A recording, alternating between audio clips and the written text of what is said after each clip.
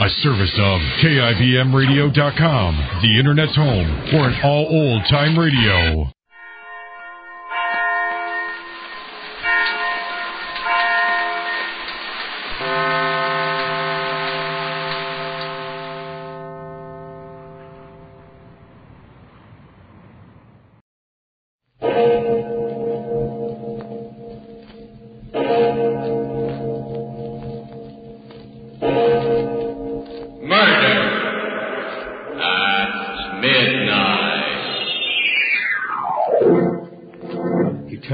Started to walk across the room, and as he turned, Martel moved.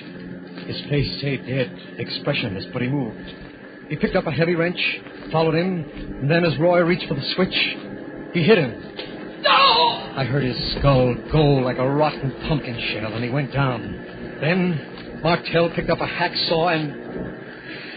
No, I don't want to remember the rest. It was too awful, too horrible.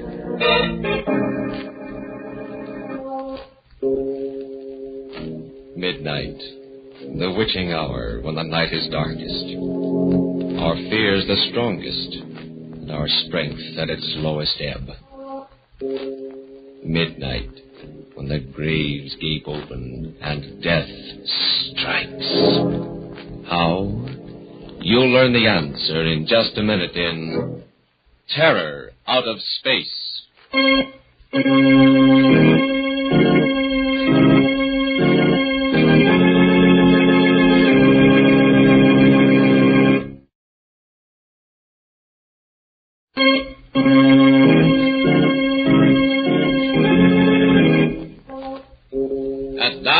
Murder at Midnight, Tales of Mystery and Terror by radio's masters of the macabre.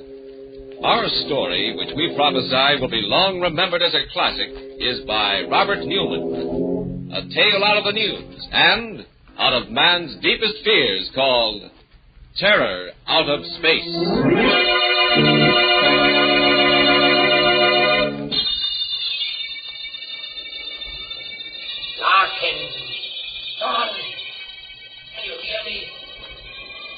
Hear me. You've got to hear me. I haven't got much time. They'll be coming back in a few minutes and done. Try and get this. Try and remember. I sat up in bed, straining my ears, listening. The surf was rolling and pounding on the beach at the foot of the cliff. One of the dynamos was purring away next door in the experimentation shack. And that was all. Had I really heard anything? Or had I just imagined it, dreamed it? I didn't know. All I knew was that I was in a cold sweat, shivering even though it was a hot summer's night. But that wasn't surprising after what had happened. Just what had happened. Maybe I could get it all straight, fill in the gaps that had been bothering me if I went back over it again from the beginning. I hadn't wanted to before this. I'd fought against even thinking about it. But now it was as if something was making me think about it. That's right, John. Start way back, in the beginning. Then maybe you will remember. You've got to. When was the beginning?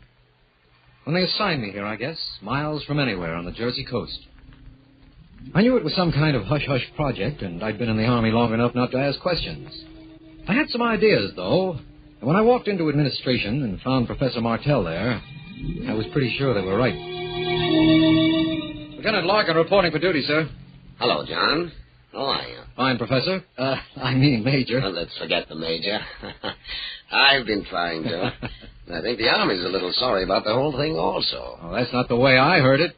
Some of the things you've worked out in the last few years was something. Quite a break, my getting assigned here. You think it was an accident? You mean you requested me? Of course.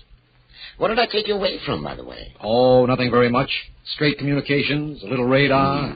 No chance to continue any of the research you started when you were at the university, huh? No. Afraid I've gotten rusty? Not really. But there are just going to be the three of us to do the bulk of the work.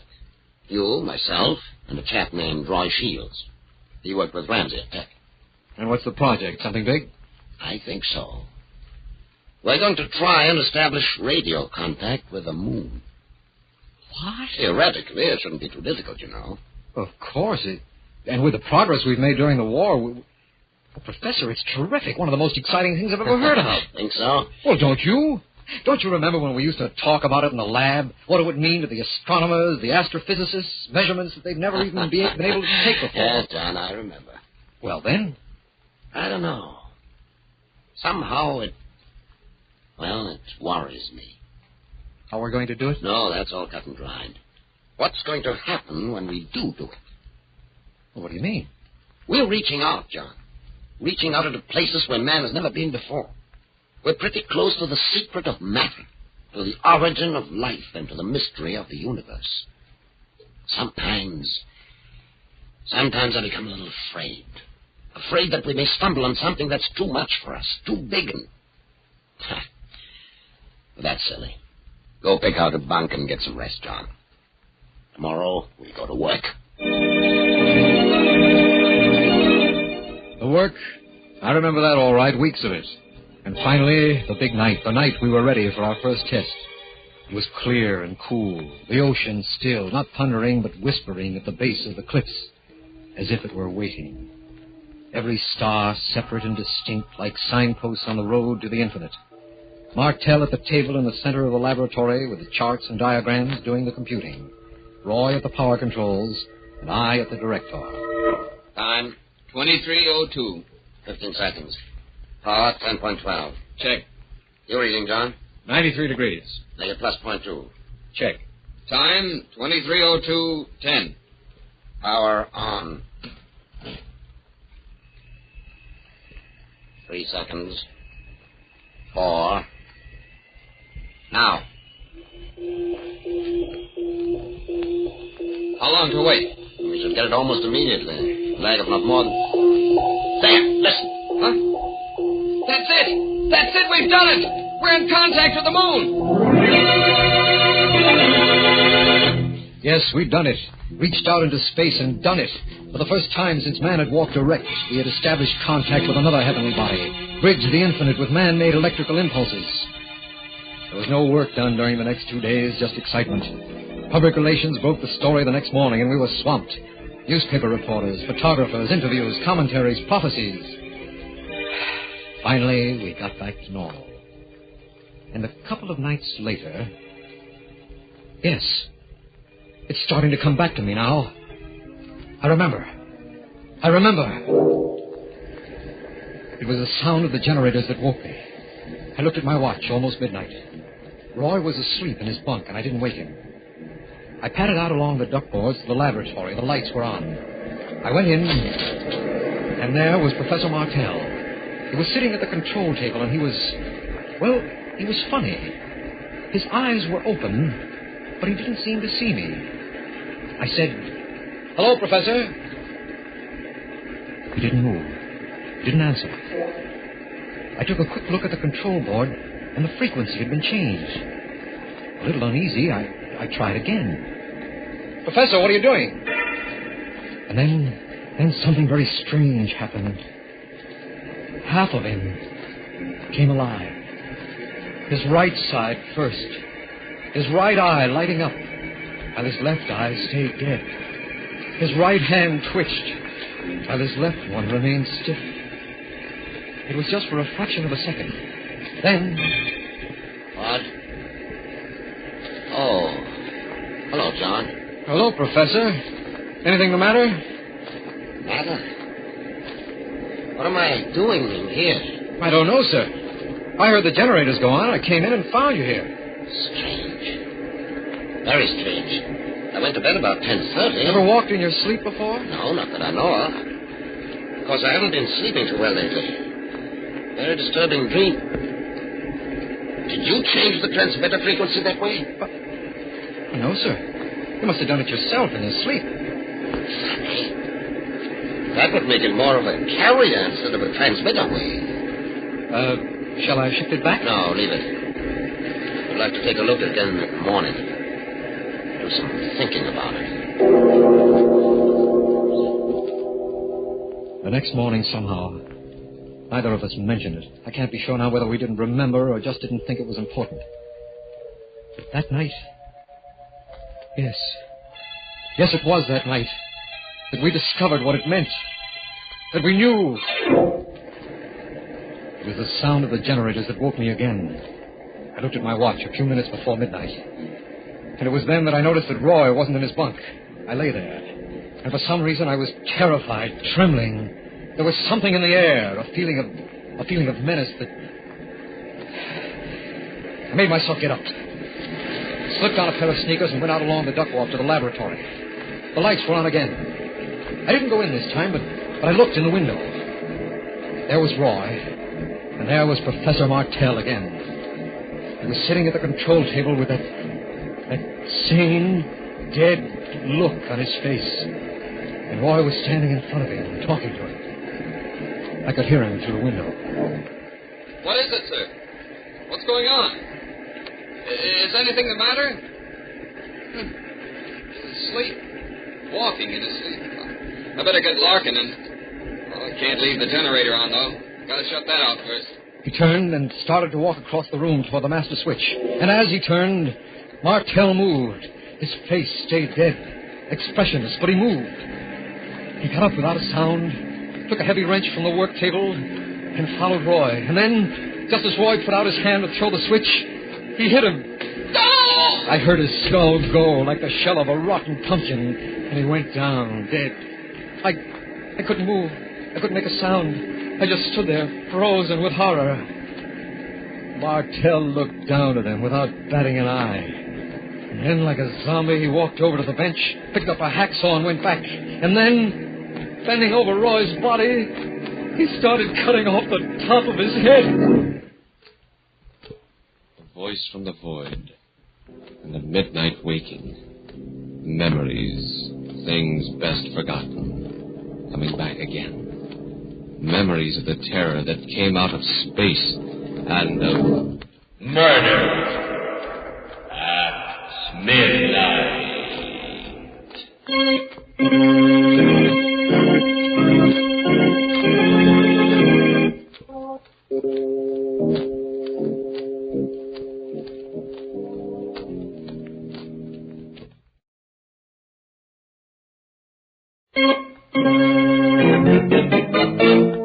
And now, back to Murder at Midnight and Terror Out of Space. That's all I remember then. When Professor Martell bent over Roy's body with a hacksaw in his hand, I must have fainted.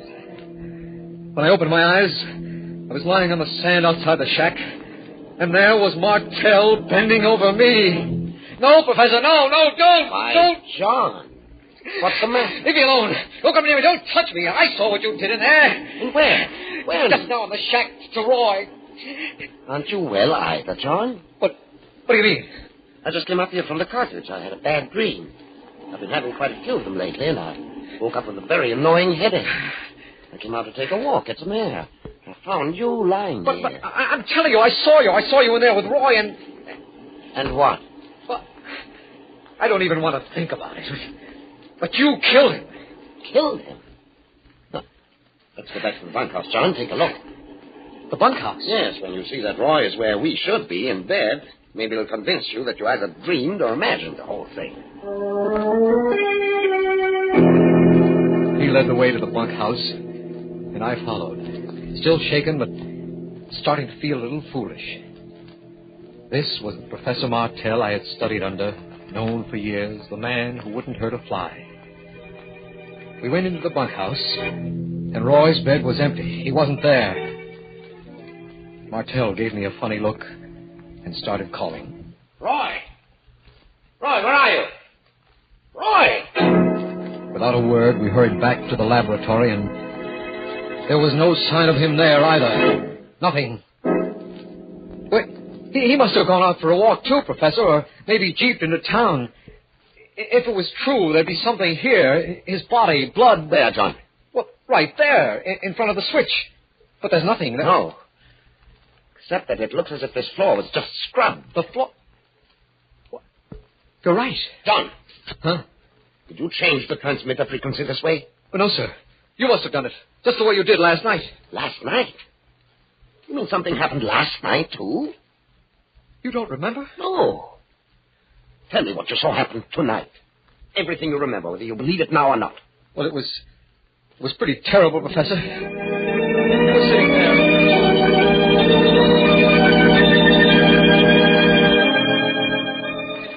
And then, as quietly as if he were a laboratory specimen, you took a hacksaw and started to cut off the top of his head.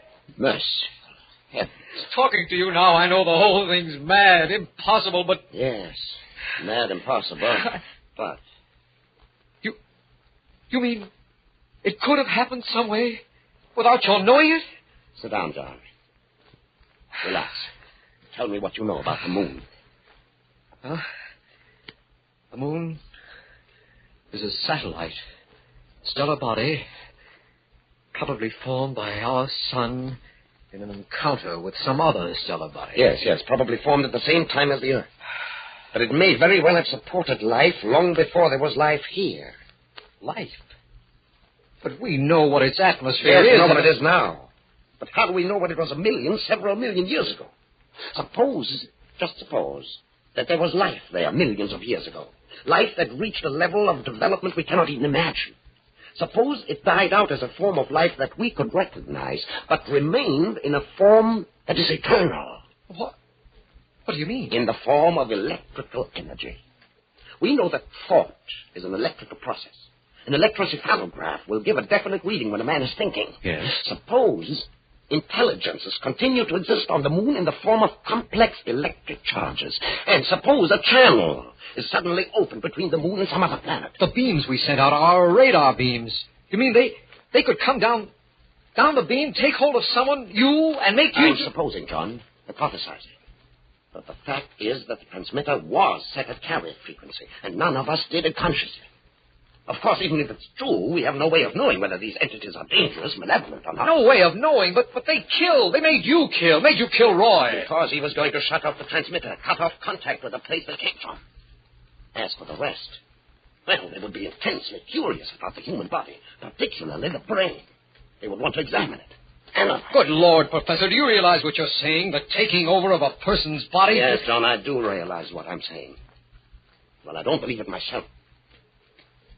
Have you a gun? Well, yes. Yes, I never carry it. Well, start carrying it. And if you notice me doing anything strange, incomprehensible, don't hesitate. Shoot. I didn't sleep that night. I remember that now. And I was convinced that I would never sleep again. Because it was there then, the moon. It was there all the time, of course, day and night. But it was during the night, when I was asleep, that it would be easiest for them, that they might try and... No, I can't think about it. I won't, even now.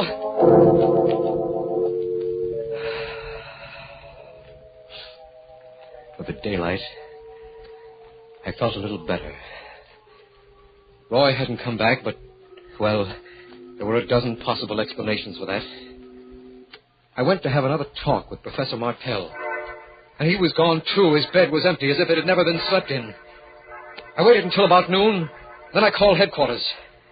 I had decided that I was going to tell them only facts, things I could believe myself. Hello? Hello, Colonel. This is Larkin over at Radar Experimental. Oh, yes, Larkin. How are you? Pretty good, sir. I'd like to report that both Sergeant Shields and Major Martell are missing. Huh? Missing? What do you mean? I don't know, sir. They were both gone when I got up this morning. AWOL, eh? That's my fault. You men have been working awfully hard. I meant to suggest that you take leaves. Why don't you go missing, too? Oh, no, sir, I couldn't. Not right now. Okay. Then you carry on until they get back, and then I'll arrange for you to do it officially. So I stayed. Stayed there in the lonely shack on top of the cliff, alone. And it was the most awful, terrible week of my life. Only the wind, the pounding of the surf, and my fears that were with me constantly. There was work I had to do, but I had to force myself to go into the laboratory. Then, on Friday, they found Roy's body. A phone call took me to town to the local funeral parlor. When I got there, the colonel was waiting. You knew Sergeant Shields pretty well, didn't you, Larkin? Yes, sir. Some fishermen found a body in their nets this morning. I wish you'd look at it. Of course, sir. Right here. Oh, good Lord. Evidently, the fish were pretty hungry. Well, no one could be sure, sir, but I think that is Shields. All right, Larkin. Thank you. Yes, they found Roy's body. And that night, Martell came back. I'd taken something to make me sleep. It was the only way I could sleep. But the sound of the generators woke me again. I lay there listening, unbelieving but terrified because there was no one at the station but me. Then, picking up my gun, I went down the duck walk to the laboratory. I opened the door, and there he was, Professor Martell. His face was thin, haggard. His eyes were dead, lackluster, the way they'd been those other 2 nights. And when he spoke, his voice was hardly human, as if someone was using him, speaking through him. Too bad that you woke up, Larkin. You should not have come in here. What do you mean, Professor? Where have you been? We have been looking over your planet, studying it. Very interesting. And now we are ready to go. Go? Go where? What are you talking about? What You said we. Professor Martell, have they... Just a few preparations to make. And then... The voice, that horrible voice, stopped, and Martell swayed as if he were going to fall. I grabbed him, and he opened his eyes. He was himself again. And when he spoke, it was with his own voice. John, for heaven's sake, help me. Help me. How, Professor, how? Look, what I told you, don't you remember? Don't you understand? They've got me. They took me that night, took me all over the country, looking, examining, studying. They picked my brain. They sucked me dry. And now they're going to take me back with them. Back with them? Back to where they came from. Not my body, they're not interested in that, but the essential me, the heaven's name, shoot, John, shoot in. And now we are ready. They had him again. As your friend told you, we are taking him with us. But you will not remember. You will remember nothing. Do you understand? Because someday we may come back. I stood there, frozen, still holding on to Martell. Like a sleepwalker with superhuman strength, he pushed me away. I staggered back against the wall. Stiffly and mechanically, he walked to the door, opened it, and went out. The surf was thundering, the wind blowing. Straight to the edge of the cliff he walked, and then went over. But before he fell, he seemed almost to hover for a moment, as if something in him was going not down, but up. Now, do you remember, John? Now, do you remember? You've got to remember. You've got to. I tricked them, fooled them. That's how I was able to get through to you. But they'll be coming for me any minute. Down! You've got to do something. You've got to. It's true. They do exist. And they've got me here. They may be coming back again for others. Down! They're coming! They're coming! Do something! Go!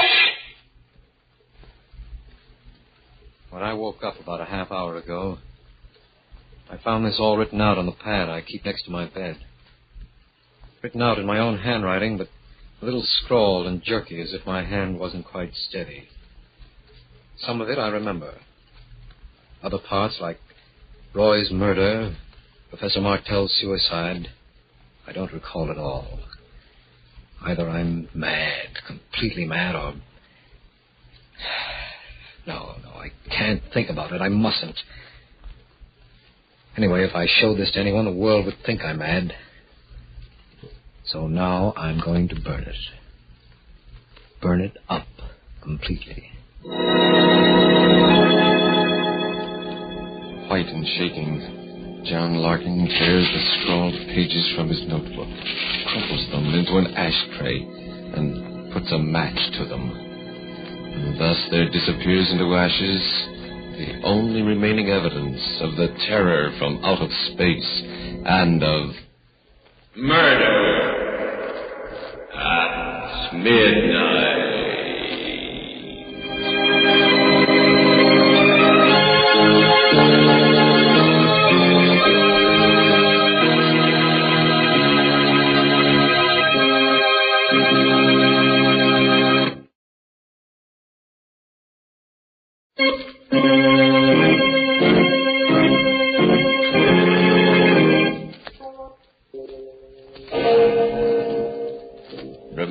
to be with us again when death comes in some unknown form. And the clocks strike 12 for Murder at Midnight.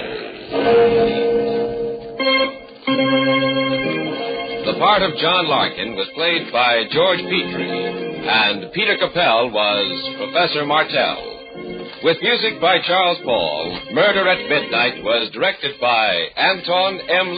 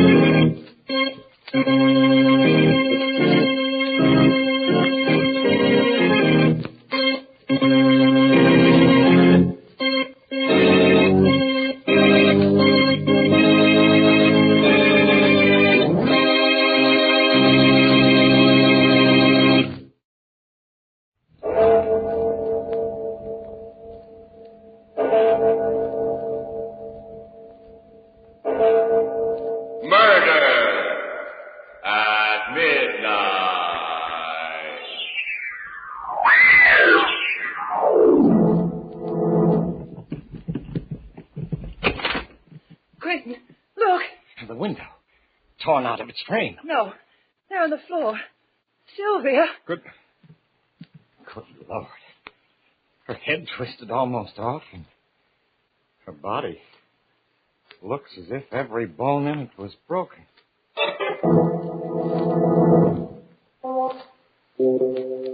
Midnight, the witching hour, when the night is darkest, our fears the strongest, and our strength at its lowest ebb.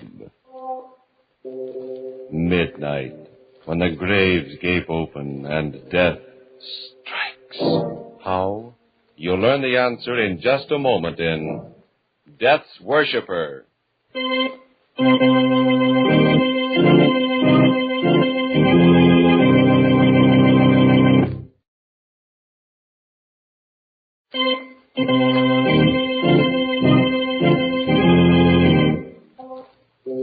And now, Murder at Midnight. Tales of mystery and terror by radio's masters of the macabre. Our story by J. Williams is a tale of fear from afar called Death's Worshippper. On the surface, it's a New York apartment like thousands of others. In a house with a brownstone front on a dark little street. But to Kate Bonney, living here with her brother Peter, it has become a prison cell, a place of menace, a house of terror. I can't explain, Peter. It's as though I were caught in a spider's web, waiting helplessly while the spider comes closer. But, Kate, you still haven't told me just exactly what's troubling you. It's real, Peter. It's a feeling that, well, like in a nightmare when you know something awful is after you and you can't escape. It's drawing closer. It's coming here to this room to find me. What'll I do, Peter? What shall I do? Please, Kate, pull yourself together. You've got to. I'm sorry, Peter. I'll try. Ah, that's better. Now then, let's have it. I can't come home every night to a sister who's afraid of the dark. What's it all about? Do you remember the weekend I spent at Quentin's place in the country? Just after he got back from India? Yes, of course. You couldn't make it and I went alone? The conference in Chicago, I remember. Reminds me, I wonder why I haven't heard from him since. Those letters he wrote about some discoveries he made. Discoveries? Don't mention them. Why not? Because I have an idea that they're behind everything that happened. What do you mean? He didn't even mention the expedition until after dinner that first night. There were just the three of us, Quentin, Sylvia, and myself. He went into quite a bit of detail describing his reasons for going, the long trip through the jungle. We finally came to a little gond village and tackled what I was sure was the last belt of jungle. That last stretch took us 6 hours. At last we broke out into a clearing, and there it was, towering above us, the temple of Shiva the Destroyer. Oh, that must have been a thrilling moment. Thrilling? You can't possibly know what that meant to me. I was just frightened. Sylvia frightens rather easily. That's not true, Quentin. It's just that it looked like some kind of crouching beast with a single devil's horn. Rubbish. It was breathtaking, Kate. Imagine a great square block of stone set in a riot of jungle foliage. Out of it rises a tremendous three-cornered spire fully 100 feet high. Oh, that must have been magnificent. Yes, and the whole thing covered with a lace tracery of stone carving. And this is what you had set out to find? This was it. Oh. You see, the Hindu Trimurti, or Trinity, is composed of three deities. Brahma, the creator, Vishnu, the preserver, and Shiva, the destroyer. Yes. Well, in this tiny district in the hills, there had once been a local cult which worshipped only the destroyer. In a curious and perverted way, the worshippers became their god. I don't understand. When they prayed to Shiva, the god himself entered and took possession of them. They were Shiva, with all the powers and all the frightful energy of the god. But good heaven! No, not a very good heaven. For you see, the heaven of these worshippers was nothingness. Nothingness? Yes. For them, the ultimate goal of man was destruction, the merging of oneself into a kind of cosmic non-existence. Now you can understand how I felt, Kate, when I first looked at that temple. Yes. I suppose that, yes, even a greater mind than yours, Sylvia, might well shrink before the majesty of a concept like that. Oh, I know I would have been frightened, too. But India is a place where just such a concept would originate. Life means nothing there. Death flourishes in 1,000 forms. I climbed the spire of the temple and looked down over the sea of jungle to the brown river in the distance and the thread of smoke that marked the village. I was a midget, an ant, crawling over the surface of a giant's house. Shiva is the giant, and humanity? We're so insignificant, so worthless. I wonder if they weren't right after all, those worshippers of the destroyer. Quentin. Perhaps death, nothingness, is the greatest goal. Stop it, Quentin. Stop it, do you hear? Sylvia. Oh, don't worry, Kate, and don't bother. Oh, but I don't... I'm all right. No. Sorry, Kate. I think I'd better go to bed. Yes, you're tired, Sylvia. I am tired. These wild ideas of yours. Of all this talk about Shiva, destruction. I wish you'd get those thoughts out of your head, Quentin. You haven't been the same man since... Good night, Sylvia.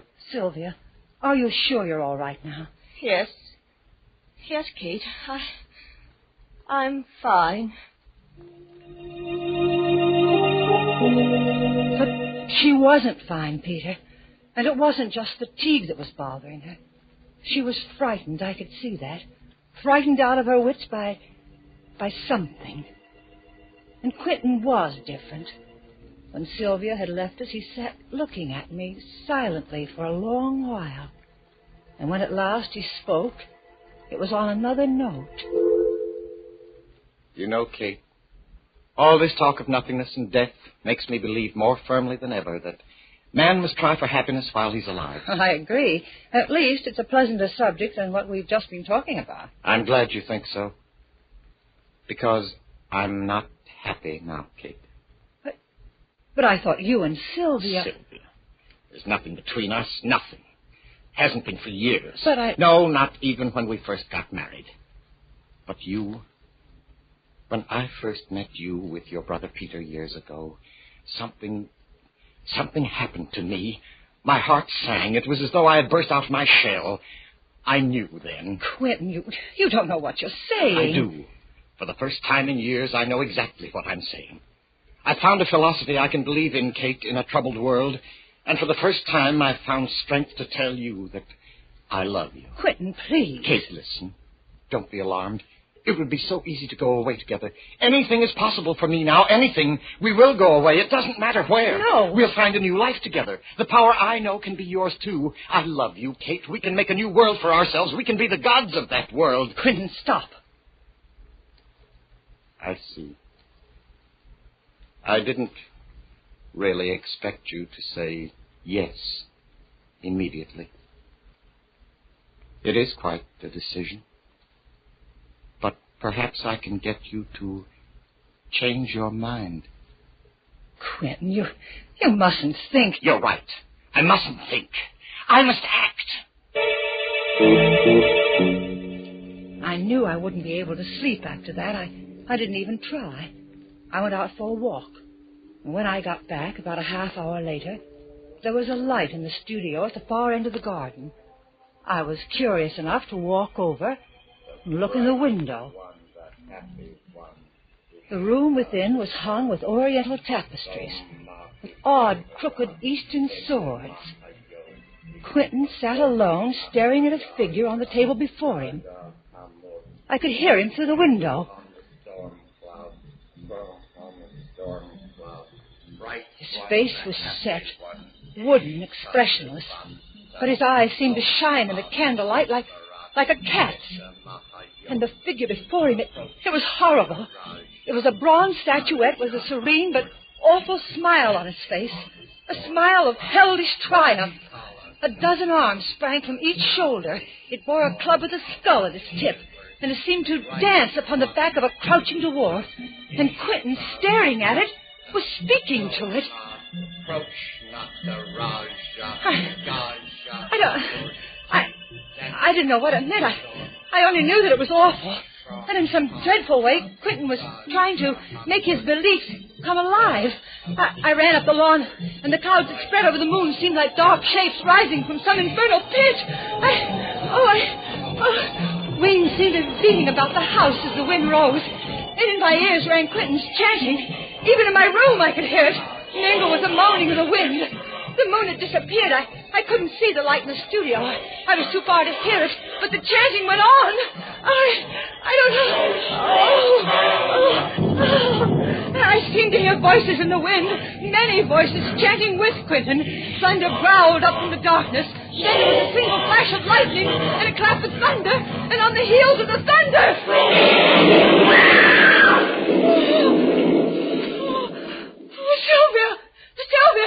Sylvia, are you all right? Sylvia, what's the matter? Oh, Sylvia! Kate! Sylvia, what was that? Where are you, Quentin? Here. I was down in the garden. Did you hear? Yes, it sounded like it came from Sylvia's room. This way, quick. Oh. She must have been having a nightmare or something. Quentin, look!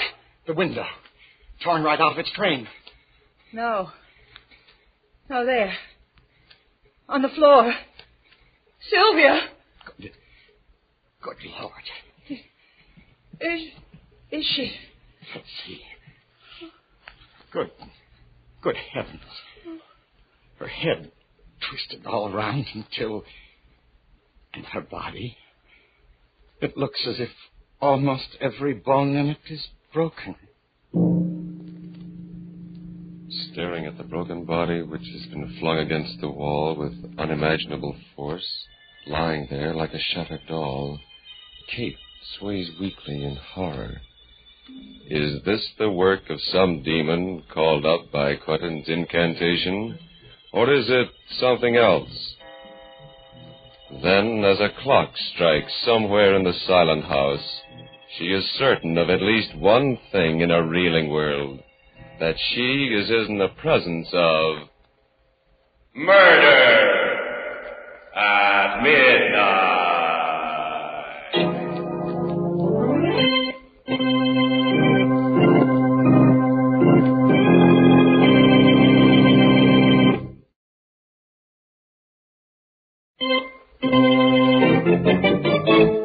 And now, back to Murder at Midnight and Death's Worshippper. Pale and shaking, Kate Bonney continues telling her story to her brother. It was as though something with superhuman strength had twisted her head around and then just tossed her aside against the wall. Every bone in her body was broken. It must have been pretty ghastly, but surely you're not going to let the memory of that... It has nothing to do with memory. Something that's more than human, I don't know what, killed Sylvia. And now it's after me. After you? Haven't you seen the papers in the last few days? No, you know I've been up to my neck in work. What's that got to do with it? Oh, look here. These clippings, I've been saving them. Let's see. Another unsolved murder. Police admit bafflement. No motive. Well? Go on. Read the rest of it. Middle-aged man, identified as J.D. Brathwaite, broker. Neck was wrung, apparently, by someone with tremendous physical strength. Yes, and this one. An unidentified woman, neck wrung and the body thrown against the wall. And this, and this, and this. All the same. Kate, darling, this is all perfectly ridiculous. No, look. Here's a map of our neighborhood. The first death took place up here. The next, 2 blocks further south. Don't you see? One after the other, they're coming closer to this house. To me. Kate. Now listen, it's quite clear what's happened. You were upset by Sylvia's death, naturally. Just because of the coincidence of these crimes, you have an obsession that someone or something is haunting you. You've been working too hard. And I suppose you've been having nightmares, too. They're not nightmares. I'm going to run across the street to Dr. Sanford. No, Peter. You lie down and try to rest. I'll bring Sanford over and have him take a look at you. You're all run down. No, Peter, don't leave me. You don't know what Pour yourself a drink, Katie. I won't be a minute.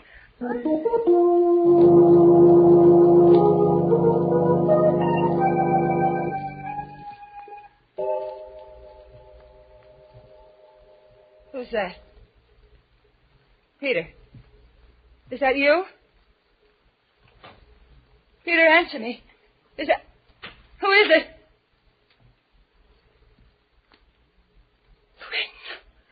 Hello, Kate. How are you? Don't come any closer.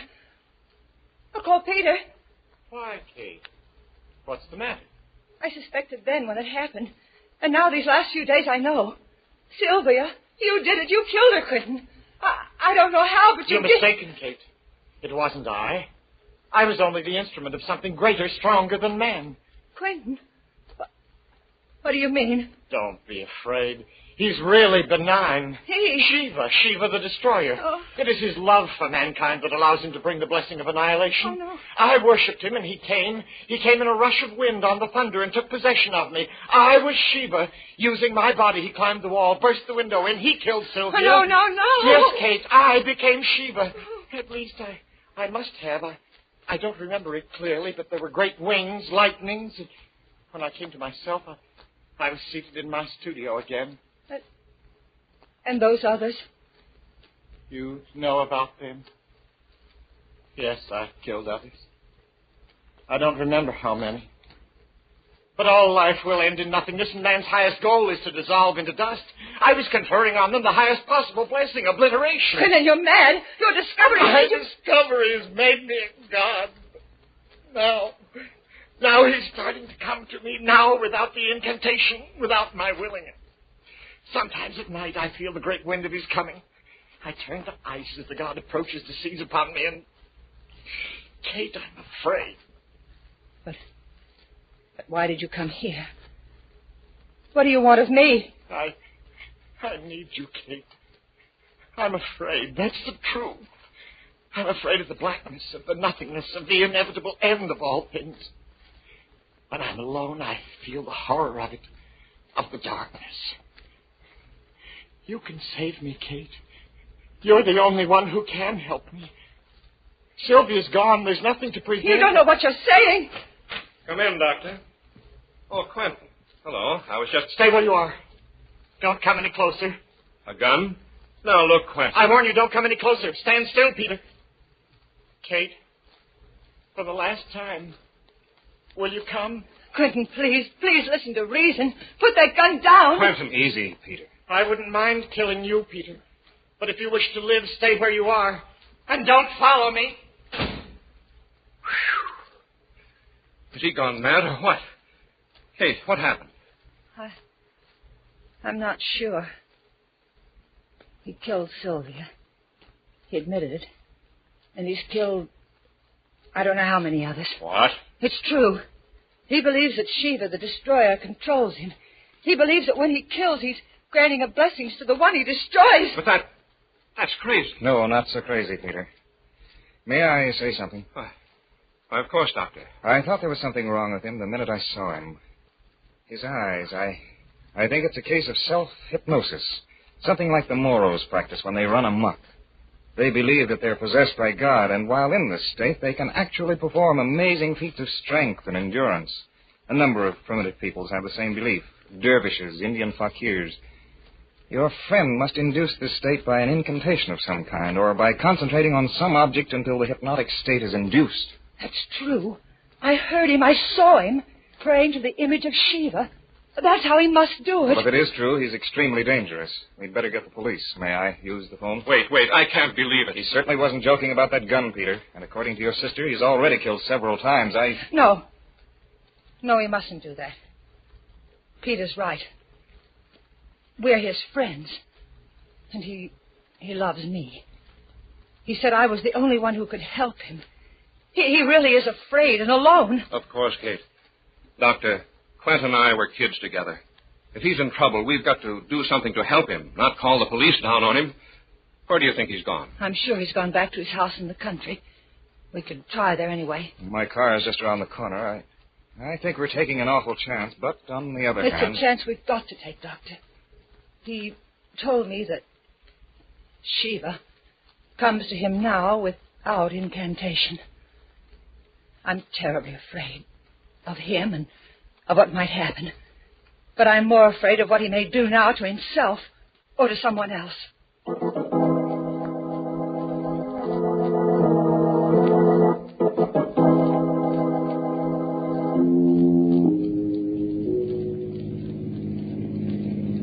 We turn right here below the toll gate. That dirt road? Yes. Look, isn't that a tail light up ahead? Another car. It may be his. There's a storm coming up. If it'll just hold off for a while. A storm. Just like that first night. There, the other car's turning off. That's the driveway to Quentin's house. Step on it.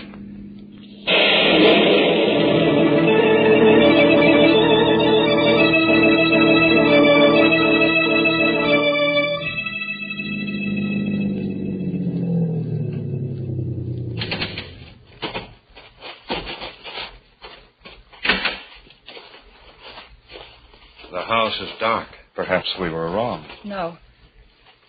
I know where he is. This way around to the back.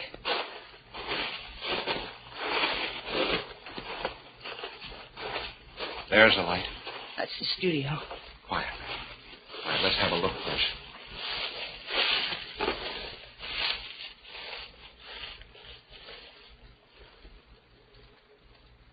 Well, he's there.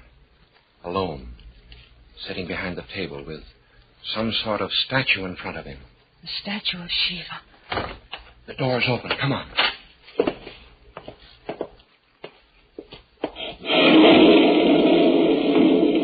Right one, the happy one, Ishtadevata, Peter, Soma, Vivesvara. Quentin, what are you doing? The incantation. He's calling up that demon. Quentin, stop. Quentin, it's Kate. Don't you hear me? Stop it, please. Please, Quentin. Kate? Kate, is that? Approach. He's in a trance. Shall we? No, don't touch him. The slightest thing now might turn him into a raging maniac. Let your sister try. Quentin, you must stop. This awful thing, it isn't you anymore. It's not what you want. You said you loved me. If that's true, you must shake this madness off. Kate, calling me? I can't. He's too strong for me. Try, Quentin. Try. You can do it. Come back, Quentin. If you really love me, fight it. Fight it. I can't. He's coming. Coming. Can't you hear them? Get away, Kate, before he comes. Only one thing left. One thing I can possibly... the statue. Smash it and... Don't move, Peter.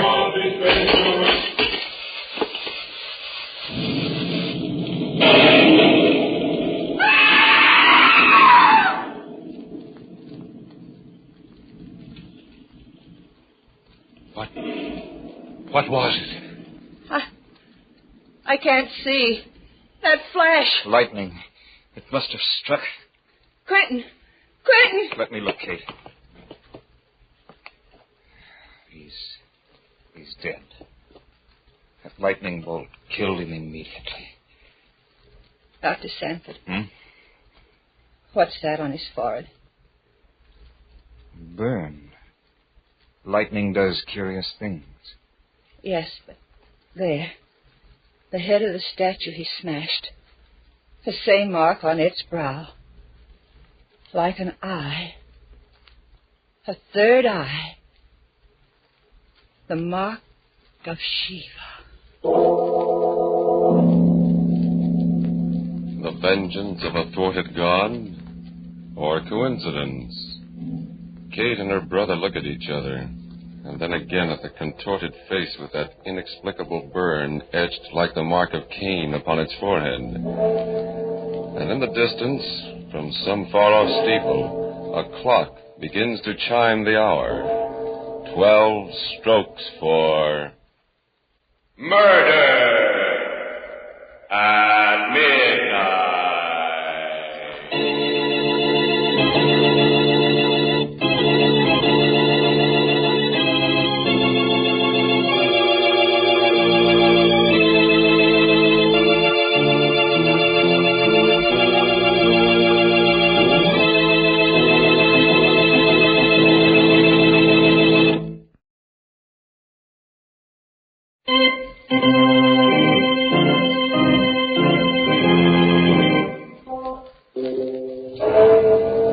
Remember to be with us again when death hovers on dark bat wings and the clocks strike 12 for... Murder at midnight.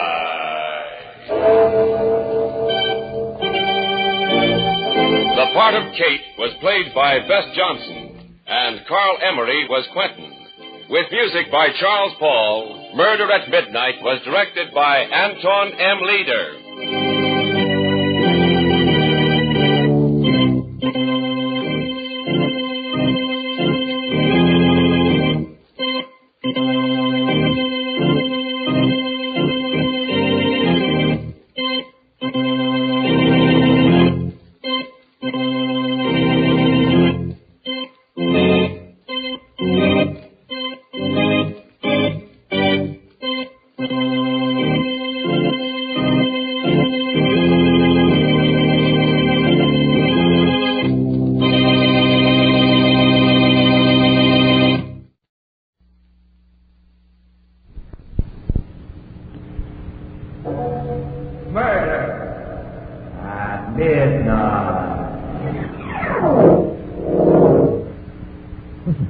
Do you hear them? Do you hear the bells?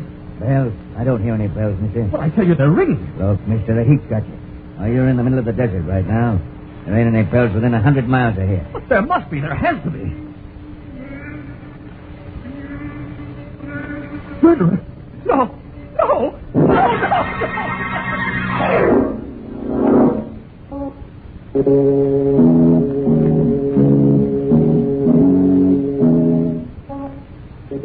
Midnight, the witching hour when the night is darkest, our fear the strongest, and our strength at its lowest ebb.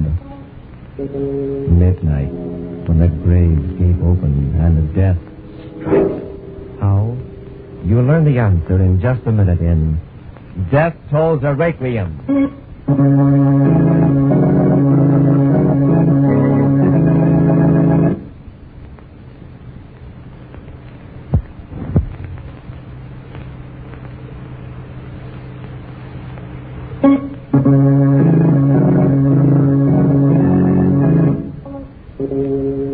And now, Murder at Midnight. Tales of mystery and terror by radio's masters of the macabre. Our story by Max Ehrlich is Death Tolls a Requiem. I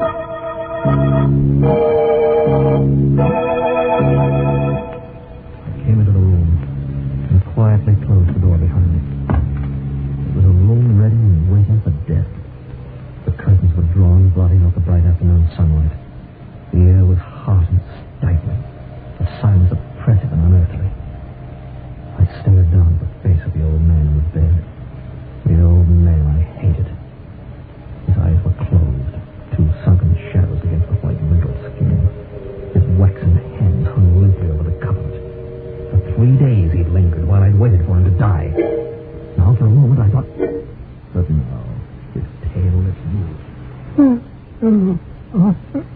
How are you feeling, Father? I've not long to go, my son. Not long. It's only the bells that keep me alive. The bells? Yes. Over there in the tower. I lie still and wait for you. They seem to rally me. I live for the sound of them, Father. Yes, Father? What time is it? 2 o'clock. 2 o'clock. Peter must be there now. There in the tower, pulling on the rope, starting them swinging. The Pedwick bells, Arthur. There they are, my son. Listen to them. Your inheritance. Listen to them ring. Oh, what music they make. What beautiful, vibrant music. They give me the strength, the will to live a little longer.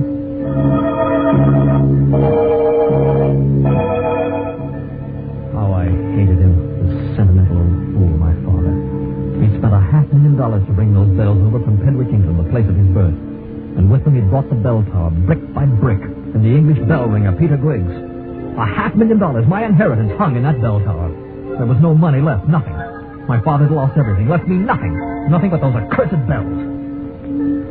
Ding dong, ding dong. They seemed to mock me, taunt me, jeer at me. I hated the very sound of them. But the old fool in the bed babbled on. Oh, my son, those bells bring back the past to me. When I was a boy in Pedwick, I heard them pull out the hour, every hour.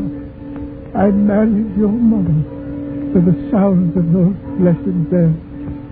And I buried her to the sound of them. Stop raving about those bells. Stop it. There's evil in your face. Evil. You cheated me out of my inheritance, left me penniless. You cheated me, do you hear? Listen to the bells. Yes, I know. Can't you hear them jeering at me, mocking at me?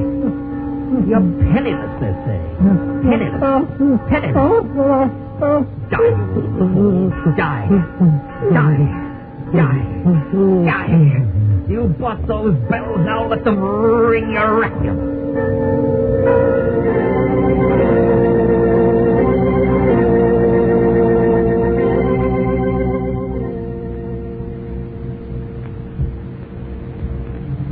Stopped finally. My father lay there, dead. I turned from his white, still face and half walked, half stumbled toward the bell tower across the grounds of our estate. Something stronger than myself drew me to it. I entered the tower and stared up into the gloomy belfry.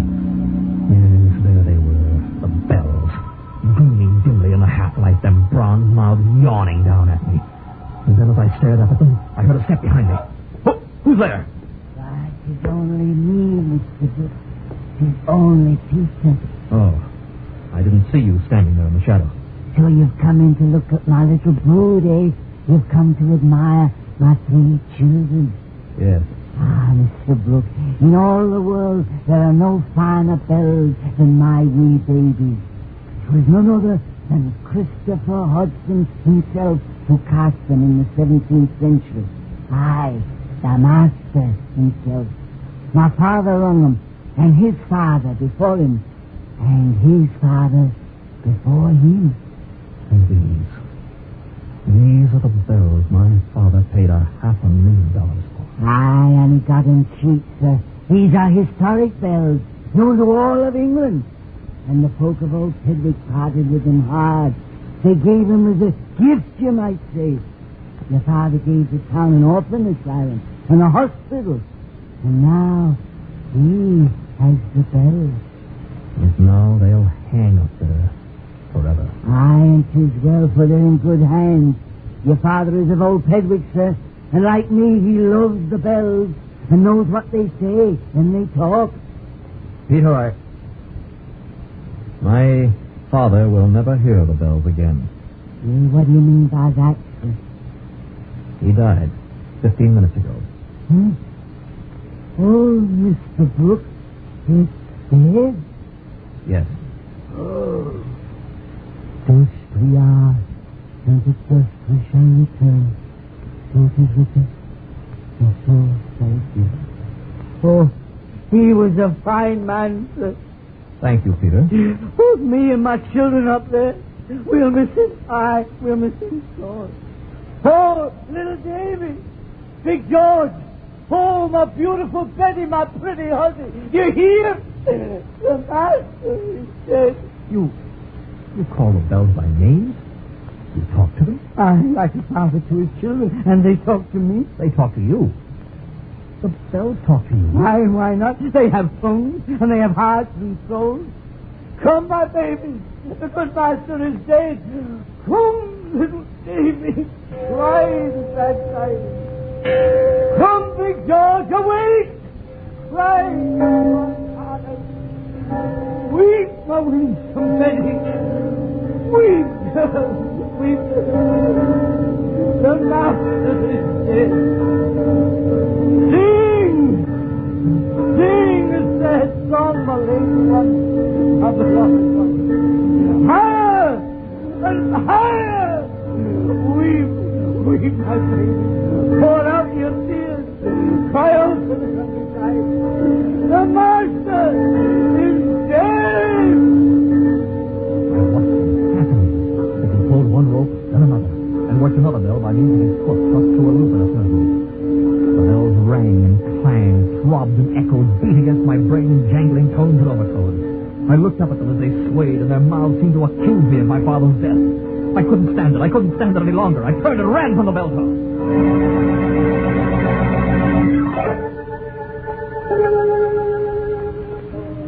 After my father's funeral, I dropped in at the office of Frederick Denny, my father's attorney and executor of what was left of the estate. There were certain things I wanted to discuss. So you want to tear down the Brooks Memorial Tower and sell the bells? Yes, Mr. Denny. From what my father told me, they have considerable value. Yes, Arthur, they do. Their intrinsic value, aside from their worth as historic relics and antiques, runs into hundreds of thousands. I've already had 2 offers of purchase. You have? Yes. One from the university, one from a museum. Good. However, the bells are not for sale. What? Mr. Denny, you know the condition of the estate. Why, I'm penniless. Dad left me nothing. Nothing. Unless I can realize something from the bells. I'm sorry, Arthur, but the terms of your father's will are quite specific. Then I'll break the will. I'm my father's rightful heir, and whatever I can sell those bells for belongs to me. I'm sorry, my boy. I drew up this will myself, and I can assure you it's airtight. There was nothing I could do. Nothing. I was beaten and I knew it. And day after day, night after night, every hour on the hour, I heard those blasted bells. Ding dong, ding dong. They mocked me, taunted me, jeered at me, laughed at me.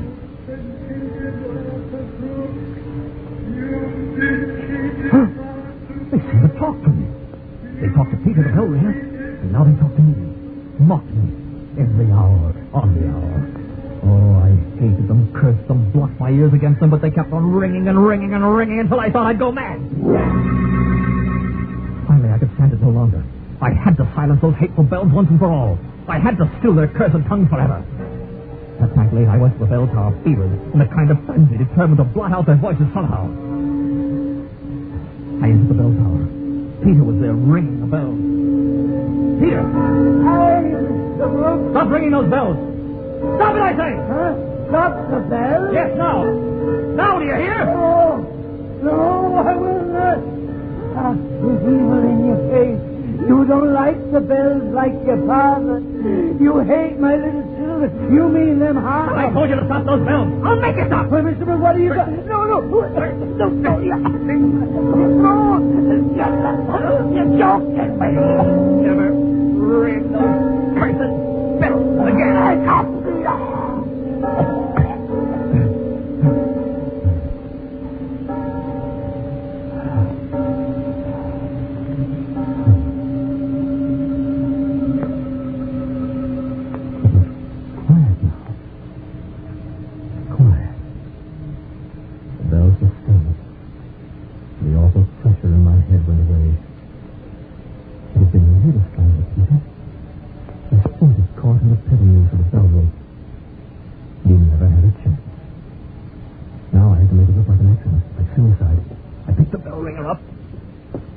One end of the bell rope around his neck, gave him a long push. Back and forth. Back and forth. He swung in the bell tower like a grotesque pendulum, the rope cruising under his weight.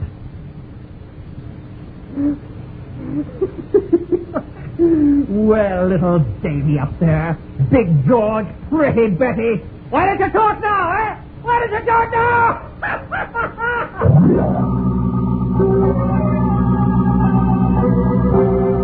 man going mad with the sound of the bells, shaking his fist and laughing at his bronze horsemen, as he stopped them from striking 12 for Murder at midnight.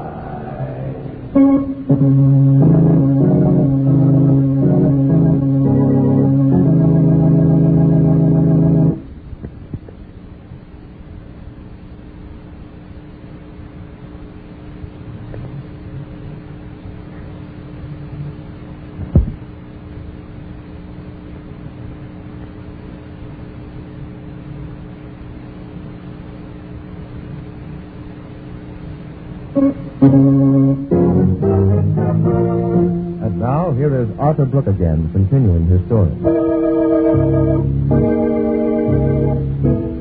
There was an investigation of Peter's death.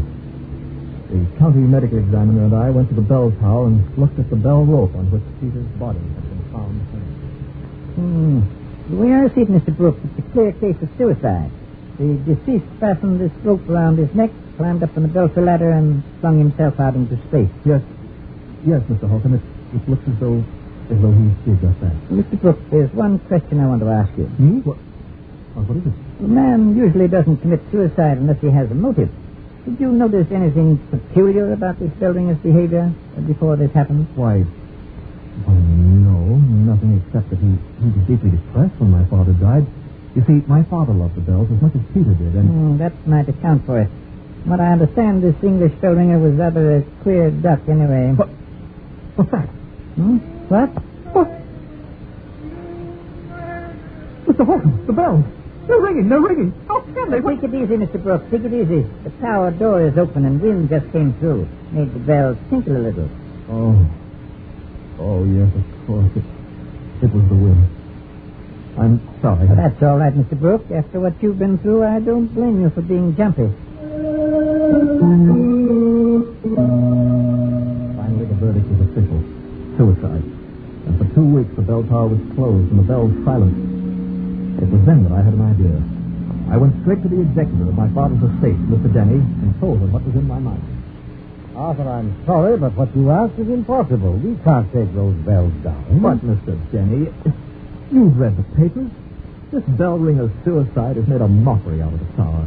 All the cheap publicity in the newspapers, the sensationalism, the people coming to stare at the bells. Why, I feel that my father's memory is being desecrated. I know, Arthur. The whole thing's been very unfortunate, but we cannot let you tear down the tower and sell the bells, as you know. Yes, I know. The will, my father's will. Precisely. And his last wish must be respected. Very well, let the bells stay. But for the love of heaven, Mr. Denny, can they remain silent? Must they ring any more to remind everyone in town of the tragedy? Your father specified that they must be rung on the hour, every hour, just as they did in England. And that's the way it'll have to be, Arthur. We're already negotiating for a new bell ringer. Mr. Denny, listen, do you hear them? Hear what? Bells. No. Yes, can't you hear them? Can't you hear them? You must hear them, Mr. Denny, you must. Oh, yes, I do now, very faintly. Your sense of hearing, Arthur, is remarkably acute. Those bells are from the next town, Silver Valley. Sometimes you can hear them here when the wind's right. Oh, why don't they stop? Why don't they stop talking? Talking? Talking? What do you mean? Nothing. Look here, Arthur, something's wrong. You're on edge. Here. Why don't you go away for a good long rest? Say a month or so. It'd do you good. Go away? Yes, why not? Rest. That's what I need. Rest and quiet. Away from the bells.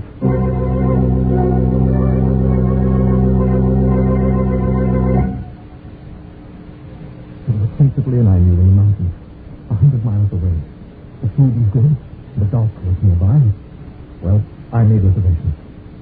For a week, ate, slept, played golf, rested. And then one afternoon I was in the lobby of the inn, chatting with the proprietor. Glad you're staying here, Mr. Brooks. Oh, yes, sir. Fine. Well, you've been lucky in the weather. I never did see such nice weather. Frank, what's that? What's what? You hear? Bells. Bells? Of course I do. Yes, in the church, the Greenfield, see nice rain. But why are they ringing? Look what's come over me. It's thundering. Frank, I'm checking out. Checking out? Now? But, Miss Brooks, you made reservations for a month. I'm leaving now, do you hear? Right away, just as soon as I can get my bags packed. The bells. I had to get away from the bells. That was it. That was all I needed. I remember the place when I went when I was a boy. An island off the seacoast. There was an old fisherman there, a friend of mine, and I knew he'd put me up. The place was miles from anything, from the mainland, from bells. I took a train, started a small boat, and spent 3 quiet days there. Then, on the 4th day, as we were surf casting to strike back. All right, Mr. Brooks, let's see you cast way out into the surf. Nice long one that was. Now, if a striper just hooks onto that bait of yours, why, you're going... What is it, Miss Brooks? I hear bells. Bells? Why, sure you do. The Coast Guard's testing a new bellboy out on those reefs over there. Oh, what's wrong, Mr. Brooks? You're as white as a sheet. I've got to get away from here. I've got to get away.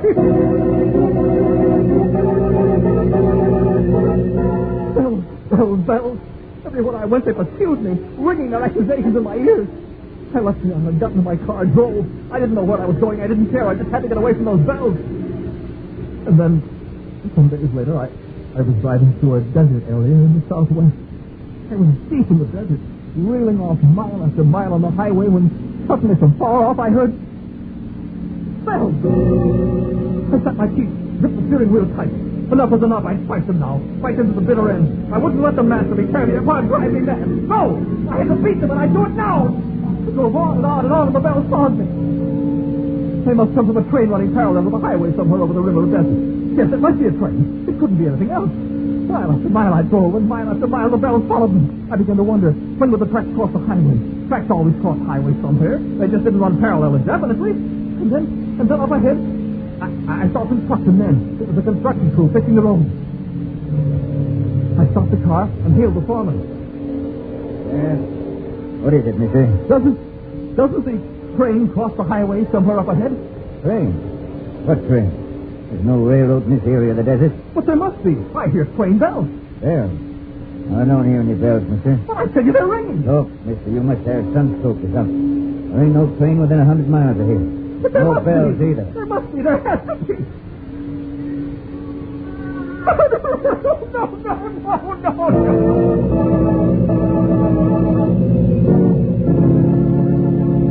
Now I knew what I had to do. I had to go back to the estate, back to the Bush Memorial Tower, and destroy the accursed bells I'd inherited. I had to close their bronze mouths, pull out their wagging tongues, smash their glittering faces. They had possession of me. They were driving me out of my mind. I had to free myself of them once and for all. Only then would I be at peace. I headed for home. And every mile, every hour, the bells pursued me, ringing in my ears, day and night, pounding and relentless.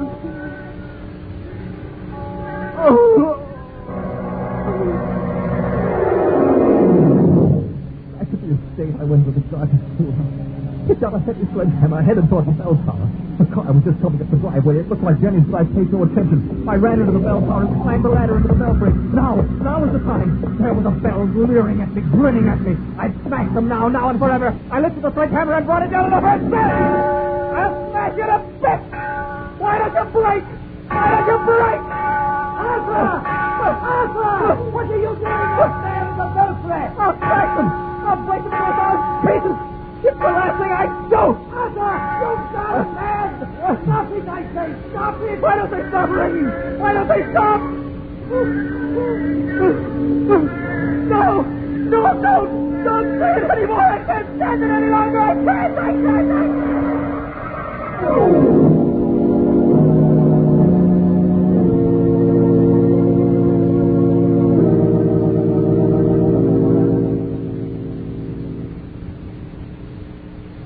Remember, I must compliment you on this gentle institution of yours. very efficiently. One of the finest in the state. Thank you, Professor. Oh, and by the way, it must be close to midnight. I didn't expect to stay here this late, but it'll be so interesting. What is the time, anyway? Well, I don't have a watch on me, Professor, but... just a second. Listen. There they go again. There they go. Can't hear them. Stop them. Stop them. The time now, Professor Alvin, is exactly midnight. How do you know that, Doctor? That patient you just heard, Professor, the one who just cried aloud, is a very remarkable case. A human timepiece. He has no watch, of course, but every hour, on the hour, he hears bells. He hears bells every hour, on the hour? Precisely, Professor Alvin. And he's never more than a second or two out of the way.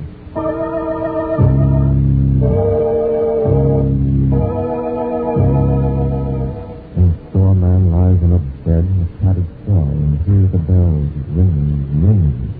Every hour, on the hour. Just as he once heard the real bells strike 12 for... Murder at midnight.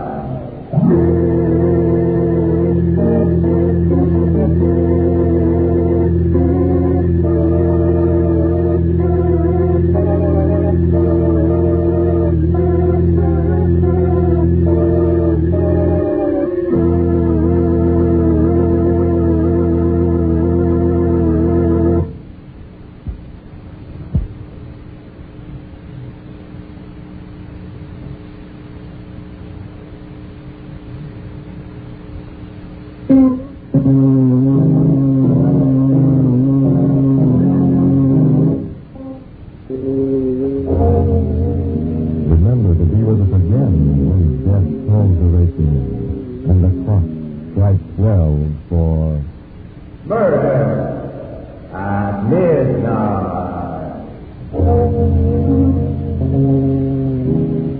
The part of Arthur Brooks was played by Michael Fitzmaurice. With music by Bert Berman, Murder at Midnight was directed by Anton M. Leader.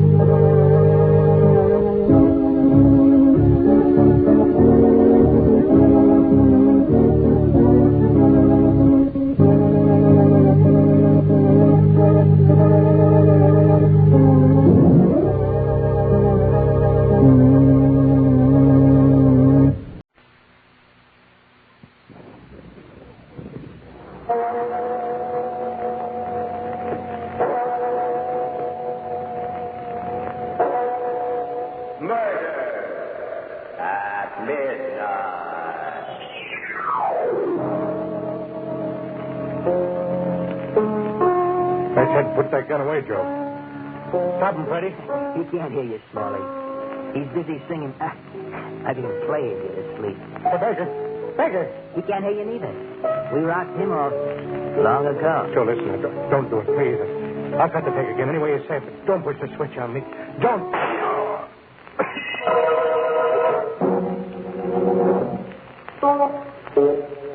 Midnight, the witching hour when the night is darkest.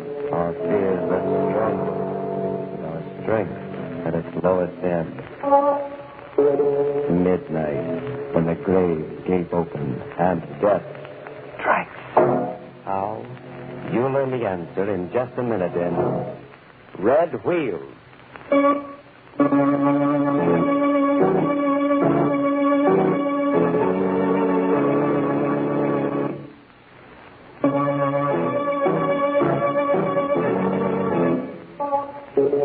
And now, Murder at Midnight.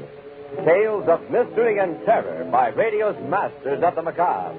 Our story by Jack Gordon is Red Wheels.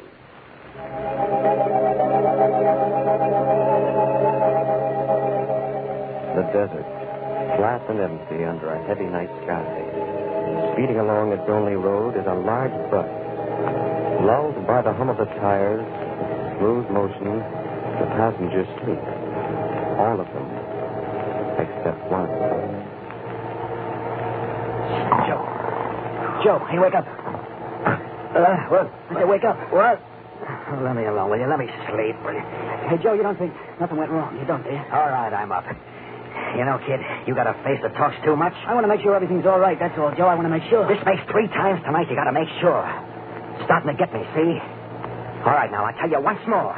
There ain't nobody following us. Okay? But there was. You said so yourself. There was at first. That was a couple of days ago. And it was the newspaper said so, not me. Now, will you put that imagination of yours in mothballs? Nobody's following us.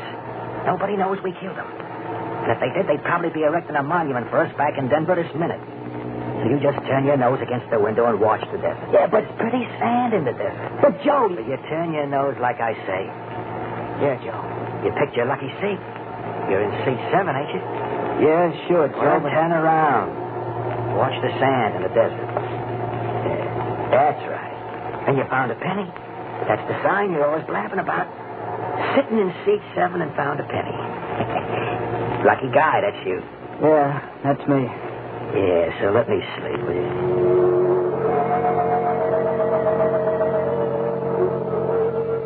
Yeah, that's me, lucky guy.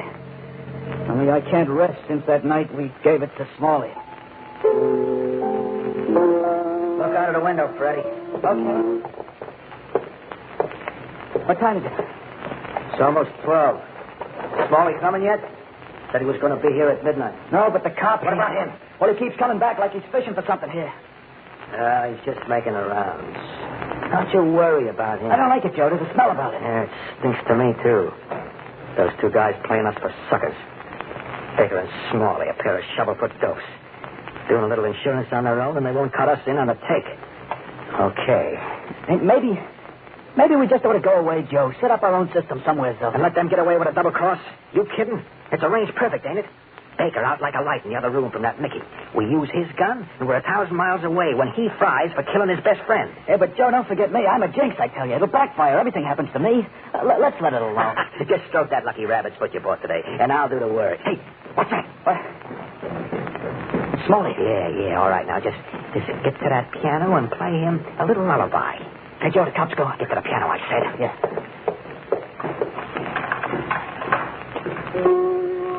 Maybe my luck switched because of the rabbit's foot.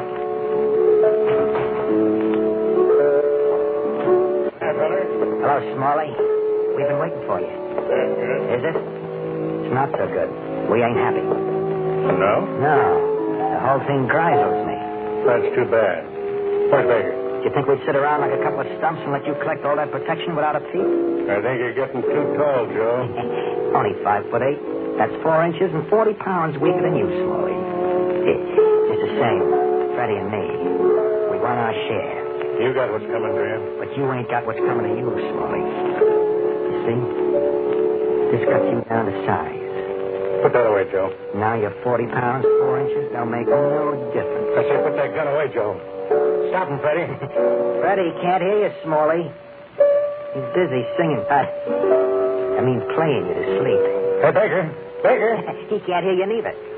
We rocked him off long ago. Joe, listen, now, don't do it. I'll cut the take again. Any way you say it. Don't push the switch on me. Don't.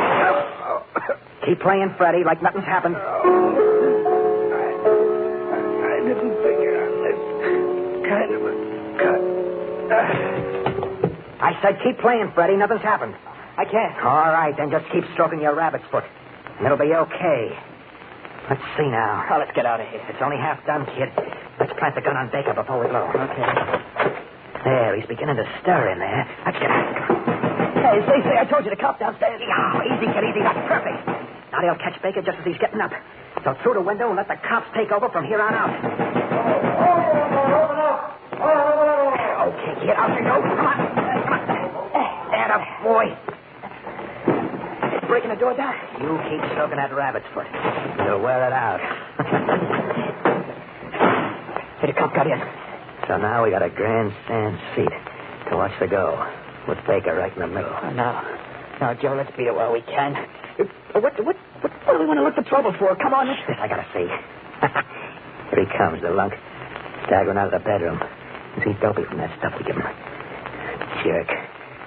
You don't even know he's got that gun we planted on him. Please, Joe, I'm dancing around like Caribbean side. Let's get out of here before they decide to look this way. This ain't smart, Joe. Okay. I've had my fun. Let's blow.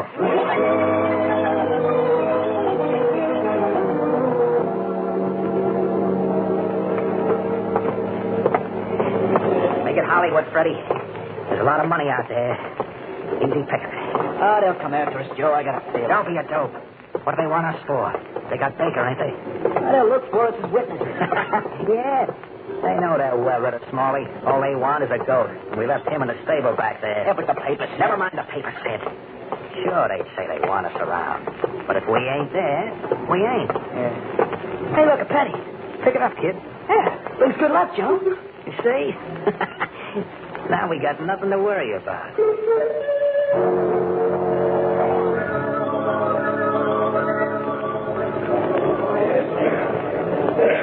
What time does your next bus leave for L.A., ma'am? One's leaving in about 5 minutes. Okay, 2 for L.A.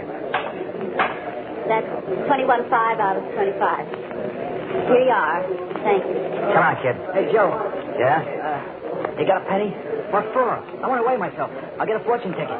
What about that penny you picked up? Oh, no, Joe. That's a good luck penny. I mustn't spend that. Okay, yeah. Oh, gee, thanks. What's the good news, kid? It says... Okay, so go on. What does it say? What it says, you're going to take a long, unexpected trip. Say, that's pretty good. That's right, ain't it? Maybe it don't mean that. Maybe it means the cops will get us and... Finish reading it. Okay. It says, you are too easily taken in and influenced by those around you. What are you looking at me for? Oh, nothing, Joe. Come on, kid. There's our bus pulling in. Well,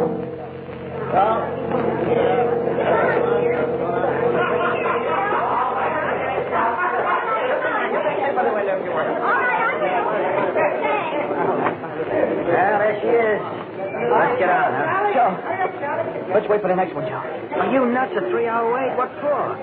That's got red wheels. Pretty, ain't it? So red means danger. Let's take the next bus, huh? You dope. Stroke your rabbits. Oh, but Joe, I got a feeling. Good, so have I. And it says let's get to L.A. double quick and pick up some of that gold dust. Hey, driver. Yeah? When do we pull into L.A.? Day after tomorrow. About this time. Thanks. Come on, Freddie. The red wheels is on the outside. Okay. 7 and 8. That's us. Give me your bags. I'll shove it up here.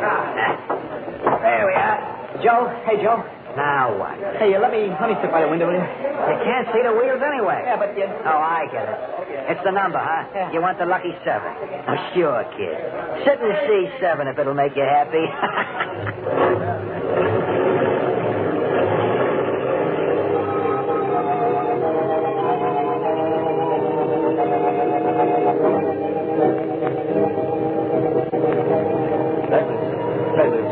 Red wheels. Hey, you still up? I wish I could sleep. Oh, look out the window. The night and the sand. You're not off. Yeah, okay, Joe. Out the window. The night and the sand. Night and the sand. Night and the sand. Sand. Sand like a gray smoke screen. Hiding us from the rest of the world. No eyes watching us. We're way away. Red wheels don't mean beans. That's nothing. I'm no pincushion for that lady Luck. She's on my side. I add it all up. Rabbit's foot, that's 1. Finding a penny, that's 2. And seat 7, 3. That's 3 against red wheels. 3 against red wheels. What's that? Oh, no. No, it can't be. Hey, Joe. Joe, wake up. Oh, he said not to wake him. He said he wanted to sleep. But the bus. Look, it's still moving, Joe. Speeding over the gray clouds of sand, and the driver's seat is empty. The bus is speeding, and there ain't no driver.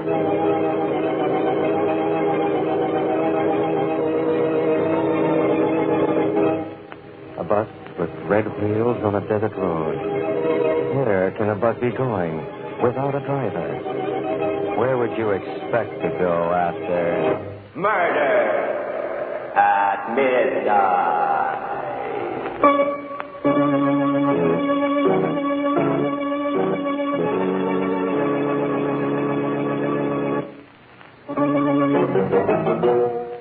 now back to Murder at Midnight and Red Wheel. Back with the bus, speeding through the desert, without a driver. How could a bus move without a driver? It's crazy. Just close your eyes, Freddie. You're dreaming. Now, when you open your eyes again, you'll see. Now, straight ahead and... See? There it is. No. I'm imagining things because I'm scared. Joe. Hey, what's eating you now? Look, Joe, look. Coppers? No, worse. It's this bus. It's moving. Well, what'd you expect? Now, look, Brainy Pond. Yeah, that's just the point. Look. Straight ahead there. Look. What the devil? That's it, the devil. The devil's riding with us. He's holding the wheel. That's why we can't see him. You see, there's no driver. Holy smokes, I don't get it. What's making it move? Something we can't see, Joe. Something. Shut up. The bus has red wheels, Joe, remember? Red burns like fire. Can take it only one place. That's where we're going. Maybe some of these dopes sleeping can dream a way out. Hey, everybody, wake up! Wake up! What's all the racket? Darling, don't cry. What's the big idea? I'll tell you the big idea. Look straight front and see for yourself. Holy There's no driver. What's making it go? Wait a minute, everybody. Don't get excited. What do you mean, don't get excited? If you listen to me, I'll tell you. There wasn't anybody awake. I'll tell you who's driving this bus. It's the devil. And that means, you know where we're going? Hey, you're creating a riot, you idiot. Let me talk. Sure, talk. That's just what we need. This bus is riding us all where we got to do a lot of fast talking. Dead people got to tell why they should be led into heaven or to that other place. Hey, what the devil? The devil, see? We talk about him all the time, the devil. That's the guy we're going to have to see, I know. I know there's no other place for me. It must be the same for all of you. I get talking through your hat. We're not dead, so ain't we? Now we're on a bus. And the bus has got no driver. And the bus has got red wheels. And if you look outside, you can't see a thing but clouds of sand. Nothing, just a bus moving. And if you add up what you did during your lifetime, I'll bet you'll find there was plenty wrong. Hey, you, fat boy. How'd you do it, with an axe, maybe? I don't pay any attention to him, everyone. If you just listen to me... And you, lady. Small little dame with a gray hair. What's the devil got against you? And you. What's laying so heavy on your chest that you won't let me talk? Yeah. I'll tell you. I was... Why do you keep jabbering? Nothing to get excited. There's plenty to get excited about. Go ahead, kid. Go on. No, Freddie. When someone gives you the green light to yap, that means to shut up. We put on a good show, Joe and me. We did it with music. I say button up. No odds now, Joe. I can sing in any key. What's the difference now if he is a cop? We're all going to the same place. I say shut up. I played Smiley a lullaby. Joe rocked him to sleep with a bullet. Freddie. With a plain everyday gun, no fancy trimming. You're 2% idiot. Am I, Joe? Am I? Maybe I was once, but no more. I'm not going to take what's around waiting for us. You dopes can stick here like pigs in a slaughter pen if you want, but me, I'm finding a way out. Hey, come back. You're clear. Hey, stop it, somebody. Hey, stop it. That's it. Door open just for me. You chumps can fry where you're going, but not me. Stop it.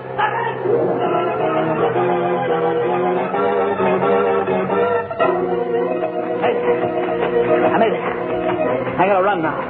Run. Space. Pack space between me and the devil wings. Wait.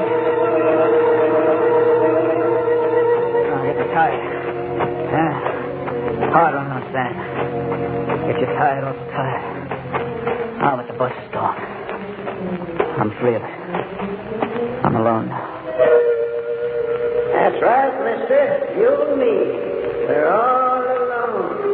Sure. Hey, who are you? I'm Mr. Rat. Mr. Yeah, Mr. Desert Rat. I've been here 22 years. Fell off a bus just like you. And been wandering around ever since. Oh, how? Why don't you get out of here? Because once you jump off, there ain't no other bus will stop to pick you up. You're all alone. Hey, Mr. Rat. Yes, Freddie?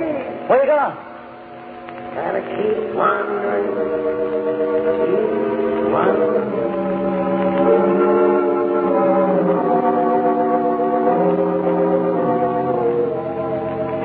Keep wandering. The desert. Sand and nothing else for 22 years. Maybe another bus will pick me up. Maybe I shouldn't have jumped. Maybe it might have been better the way it was before I changed it. No, there is something else. A tavern.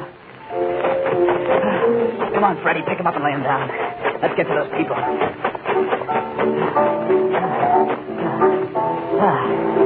Oh, nice town. Got a road. 1, 2, 3. Those 5 buildings. Hey! Hey, anybody around?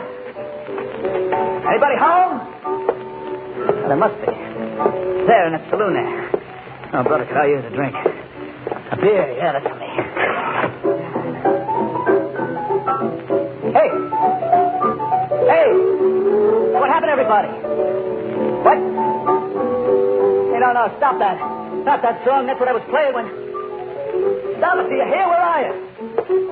Through this door, maybe another room. Stop it, I said! Stop it! Oh, no, not again. A bus without a driver. A piano without anybody playing it. Just the keys moving by themselves. I gotta get out of here.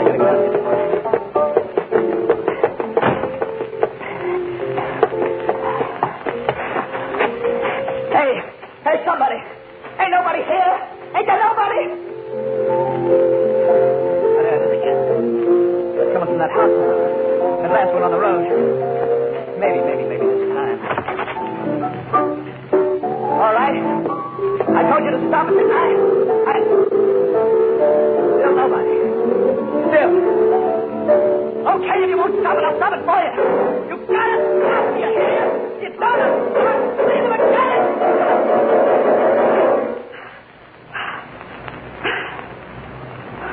Hello, Freddie. You? Oh, can't be you. You're dead. And what did you expect to find in a ghost town? What? You can't be. You don't seem to like the music either. That sounded pretty good to you a couple of days ago. Want a drink, Freddie? What kind of drink? A Mickey? Like you and Joe gave Baker before you knocked me off? You shouldn't have done it, Freddie. I didn't have nothing to do with it, Smalley, honest. It was Joe. Have a drink, Freddie. You must be awful thirsty.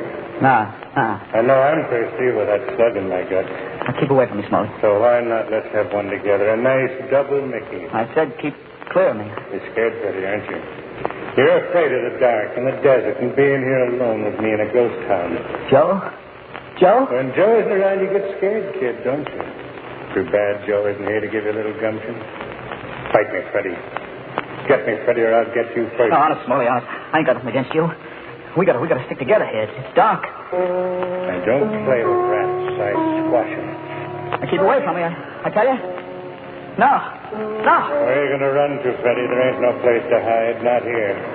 I got a gun. That makes you a big shot again, don't it? I'll let you have it, Smalley. I swear I will. That gun sort of takes Joe's place, don't it? You weak little... I warned you. Have a drink, Freddie. With a Mickey. With a Mickey and... I didn't want to do it, Smalley. Not again, honest. I just got him before he got me, that's all. It's all mixed up. I don't know how he got here, but I'm alive. Luck's coming my way again. This time for good. I got a feeling. Lucky rabbit's foot, lucky penny, everything lucky. Lady Luck, she's on my side now. I see a car outside. I hear it. Yeah. Moon-eye headlights straight at me. Yeah. Just hop a ride to L.A., I'll be okay. Hey, you! Just wave my hands like this. He'll stop. Up and down, up, down, up, down. Good. Slowing down. I'm okay now. Left, mister, left. No. It's my bus with the right wheel.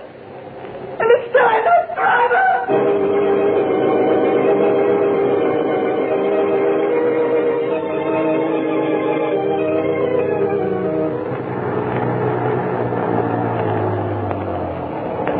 Bus number 22, checking in, Tom. Okay, Johnny, I'll take it. Yeah, you had a little excitement. Excitement? Yeah, I guess so. What do you mean, you guess so? You nab a couple of murderers on your butt, didn't you? Well, there wasn't no excitement in it for me. What? You see, I wasn't there. They were all asleep when the bus broke down. There was no one to talk to, so after the tow car hooked onto the bus, I went up front in the tow car to chew the rag. Yeah, so? So nothing. When this guy wakes up, he went nuts. Started yapping about a murder and jumped off the bus. We had to chase him all through the desert, and he was so far gone he didn't even see the tow car when we found him again. So what happened to him then? He was nuts, I tell you, off his rocker. Yeah? Sure. We turned him and his buddy over to the cops in the next town at just about 12 o'clock midnight. A bus without a driver in a ghost town in the desert. Perhaps our two friends will make that same trip again, and very soon, when they make their final payment for their Murder at midnight.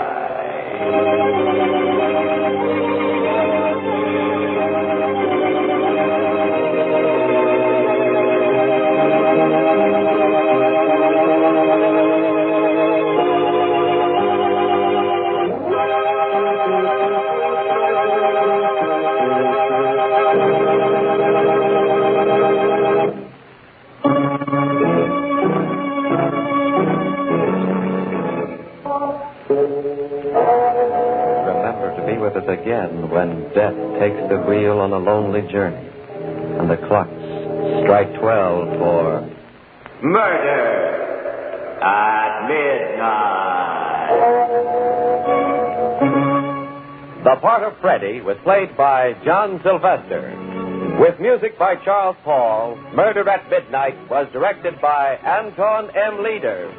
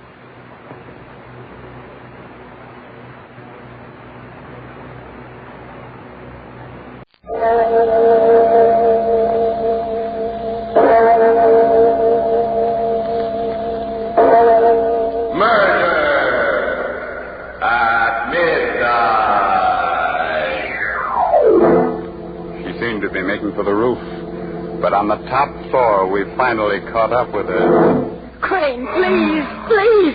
That ape, get him out of here. I'll do anything. You treated me like an animal, Cecily. And now an animal shall treat you as you deserve. Choke you to death.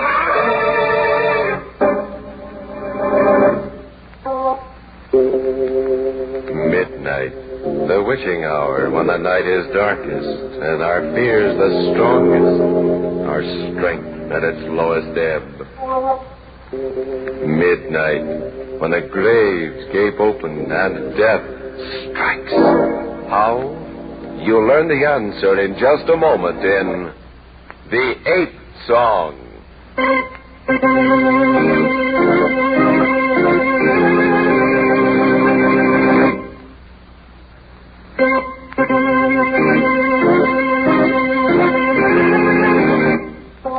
And now, Murder at Midnight. Tales of Mystery and Terror by radio's Masters of the Macabre. Our story by Peter Martin is The Ape Song.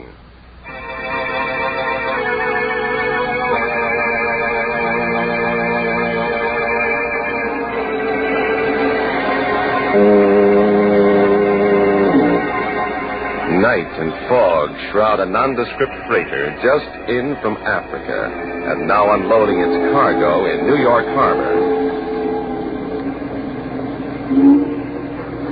Down in the ship's deepest hold stands Crane Folliott, the famous big game hunter. Before him is an iron cage containing his latest conquest, a restless thing of panic and hysteria and insensate passions, a huge ape. Quiet. Don't be afraid. I'm not going to kill you, hurt you. I've killed too much already. And besides, I need you to live, need your help. Now, that's better. Yes, my friend, you shall live to save me from death. A death in life. I'll be taking them off in a minute. Huh? Oh, good. Lucky thing we were able to get a hold of another truck. Why the university forgot to send their truck is beyond me. Still, I don't think keeping the animal in my cellar overnight will harm him or anybody. Nah. Look at him shake, though. He's scared. Well, not scared exactly. That's because, like all apes taken from their natural habitat, he imagines he's in the presence of death. Death? Yes. Well, what's he doing now? Opening and closing his mouth as if he were trying to sing or something. How did you know? No. Know what? Oh, I'm sorry. No, you wouldn't know. They can sing, though. Yeah? They do. But only when they're in the presence of death.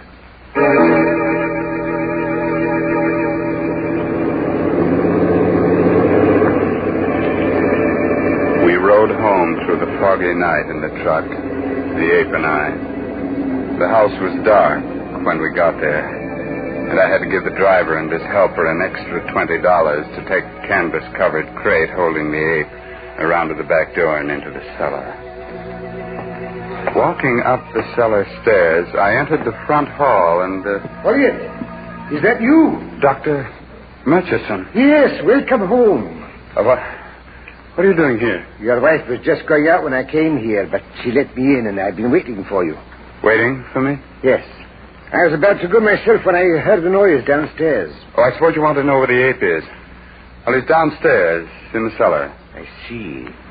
Folliot, why did you bring the ape here rather than to my laboratory? Well, the laboratory truck never arrived. What? That's impossible.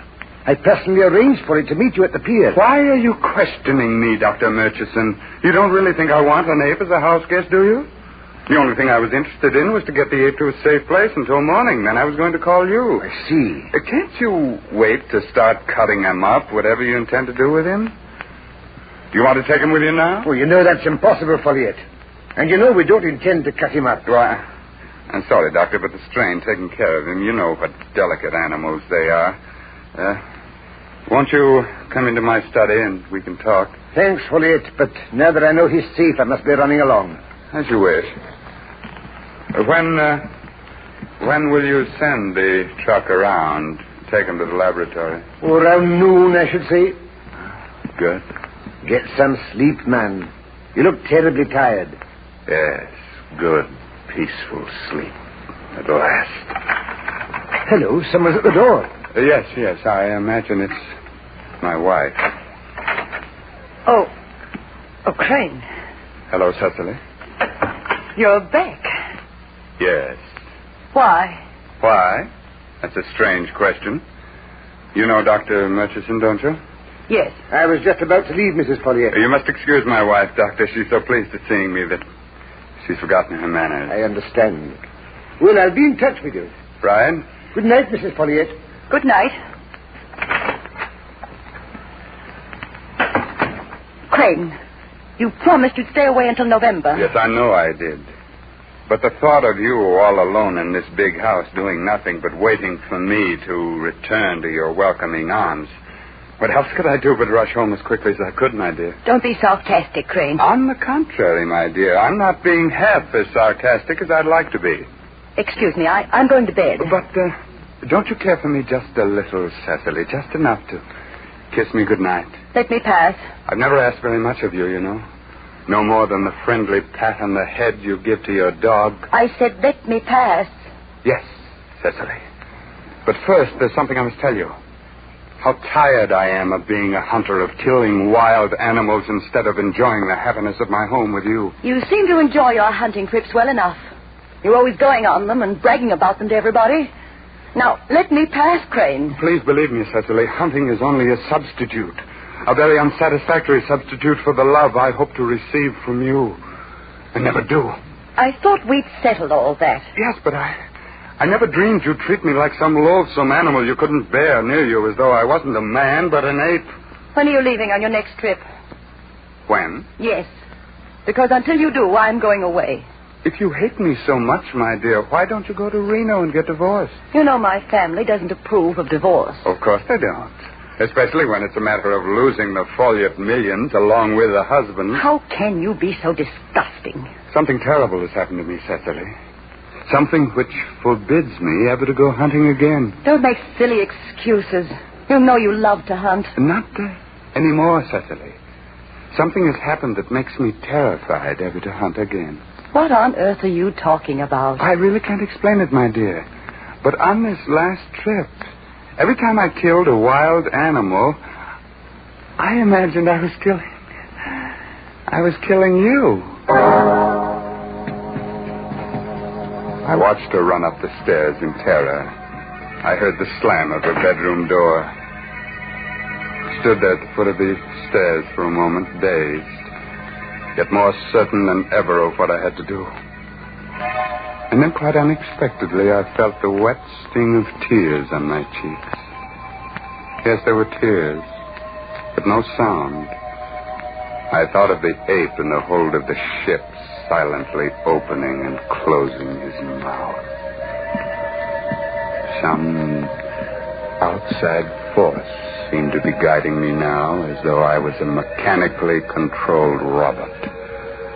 I began walking down the hallway to the cellar door. The darkness didn't frighten me. It was my friend. I went down the cellar steps in perfect calm, never thinking to snap on the light. No, it was the darkness that soothed me, whispered to me. The darkness and the presence of my friend. He sensed me, of course. And more than that, he expected me. He knew I was coming. I went to him. There he was, outlined in the dim light of a faraway street lamp, coming into the cellar from the grating over my head.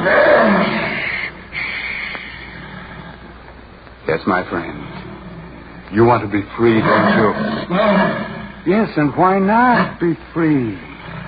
But before I let you out of your cage, we must understand each other.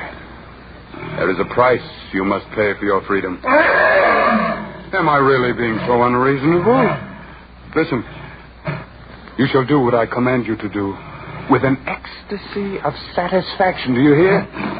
For this time it is no animal you will see die, but a human being. And more than that, my friend, you will not only see her die, but you yourself shall kill her, shall avenge all the terrible deaths I have dealt your fellow brothers of the animal kingdom. I see you are pleased. And you should be. Didn't I kill your mate? But I tell you, Cecily drove me to it in my need to quench my murder lust against her. And now, my friend, you shall act as my conscience. You shall kill Cecily in revenge. Your spirit shall be my spirit, and Cecily will die. Yes, you do understand. Here in my hand is the key to your cage. The key to your freedom and mine. We have made our bargain, haven't we? Yes. We understand each other as though we were two brothers. Yes. Come on. Now, upstairs to her room. It is there that you shall sing at last. Yes, your song of freedom, your ape song. And so man and ape start for the room of their victim. Start up the stairs side by side in the darkness as the clock strikes 12 for murder at midnight.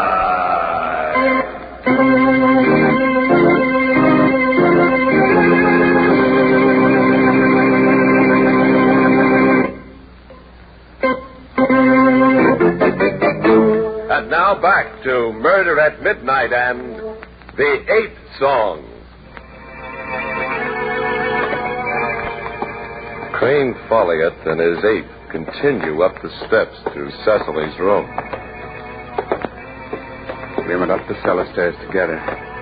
And it didn't seem strange when the ape took my hand as though wishing me to guide him. And then for a moment I was afraid of trouble.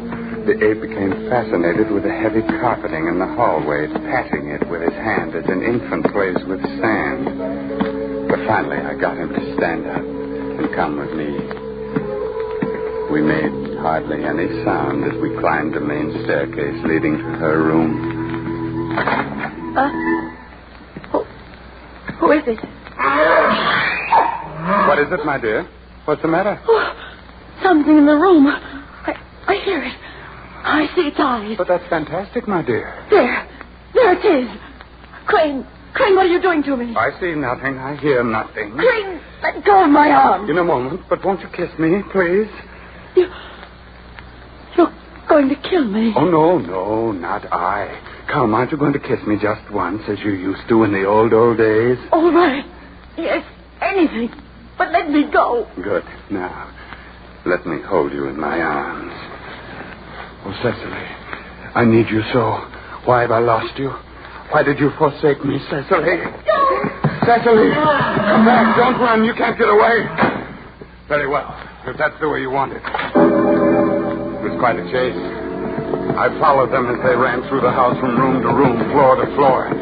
She seemed to be making for the roof, but I knew if she got away from me, she'd never shake off the ape. Finally, on the top floor, we caught up with her in the attic. Crane! Please, that ape! Get him out of here, Crane. I'll do anything. You treated me like an animal, Cecily. And now an animal shall treat you as you deserve. Choke the life out of you. There she is. Over there in the corner. No, Crane. She made me kill your mates. Kill her. Kill her. Kill her. Crane. Goodbye, Cecily.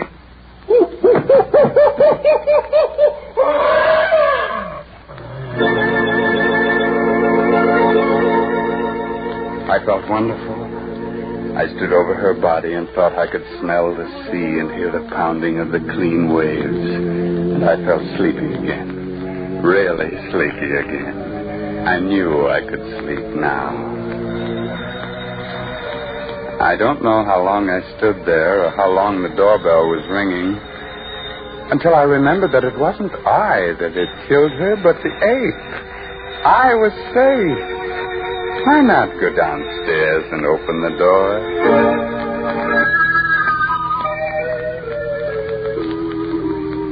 Couldn't get a taxi, and I wanted to see the ape first thing in the morning anyway, so I thought I'd come back to that comfortable sofa of yours. Dr. Murchison, the ape has escaped. Escaped? Yes, he jumped out of a window into a tree after killing my wife. Fulliet, what are you saying? Yes, right after you left. The first I knew of it was when she screamed. I ran upstairs to her room, but... Queer. What was that? I merely said it was queer. I can't tell you how sorry I am, Fulliet. For you. Sorry? For me? Shouldn't I be? In a way. Yes, it's lucky you did come back. We'll have to organize a search for the ape, of course. Call the police. Yes. I am sorry for you, Fulliet. Terribly sorry. The days that followed were the happiest of my life. At the inquest, the coroner's verdict was death by accidental strangulation. The ape could not be found, and the official opinion was that he drowned in the river, his body carried out to sea. Everything had worked out perfectly until I began to become aware of something strange and frightening and horrible. All this was happening to me one day on the street. You dropped a coin, sir. Oh, thanks, that dime. I have it. Did you hurt your finger? Here, let me pick it up for you.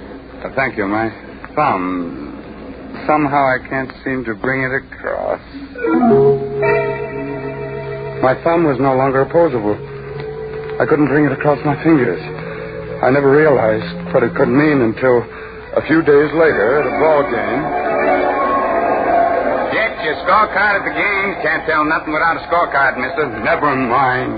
Come on, mister. Only a dime a scorecard. You don't want to spoil the pleasure of the game just for a dime, do you? Move on, you idiot. Yeah, who are you, a quiz kid or something? I said get out of here. Take your hands off of me, you ape, you. What was happening to me?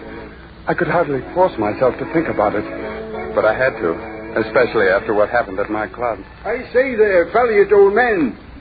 Have a seat in the check. Thank you, Sam, but I've got to be going. Yes, of course. I see. You see what? Lumbago, huh?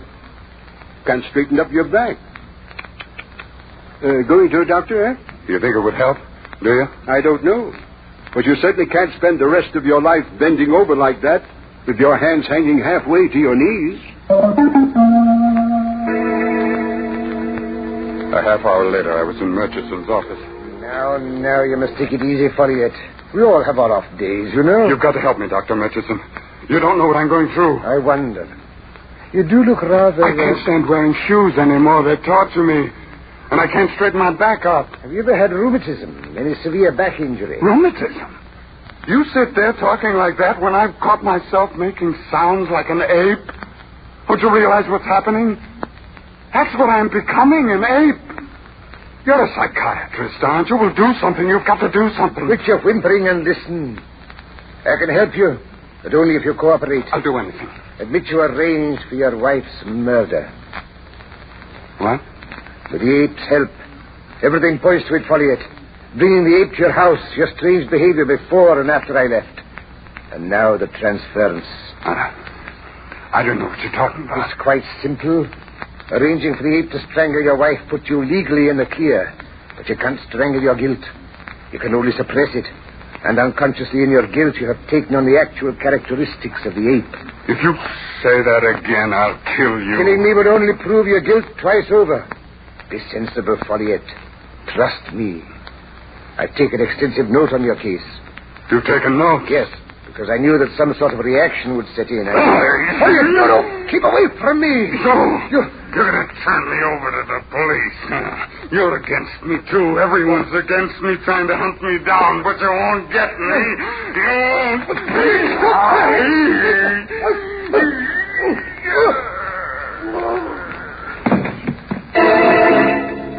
I dropped him, and he fell to the floor gasping. And then I tore open the door and ran. I didn't know what I was going to do next. I only knew I had to hide. I found an abandoned house, hid in the cellar, and there in the darkness, it all became clear. Ape. The ape who had killed Cecily. I was the ape. That meant he was Crane Folliot, and that meant... Yes. I had to find him somehow. Kill him for killing Cecily. And that way become my old self again. Where could I go? Where would I hide if I were he? Where there is green, yes, and trees, and rocks. Ape, yes, in the park.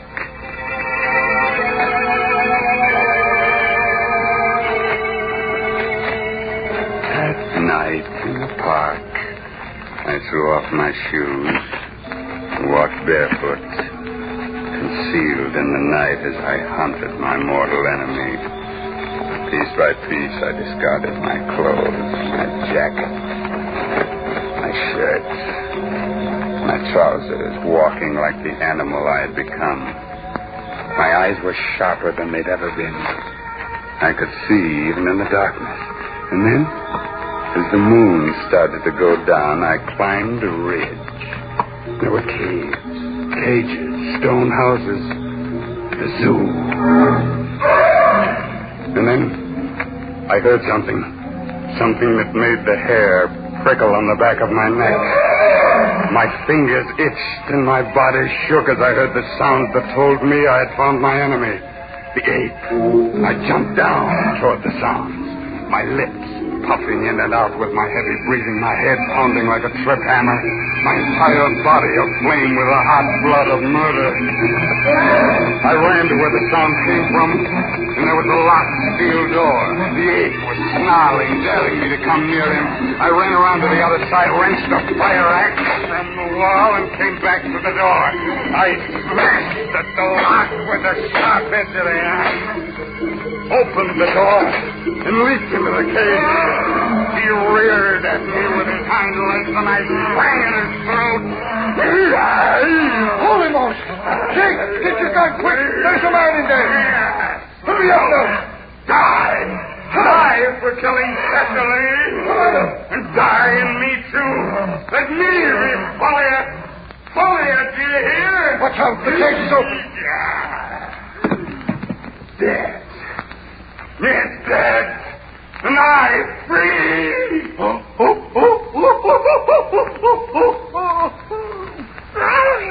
There he is, Chick. Let him out.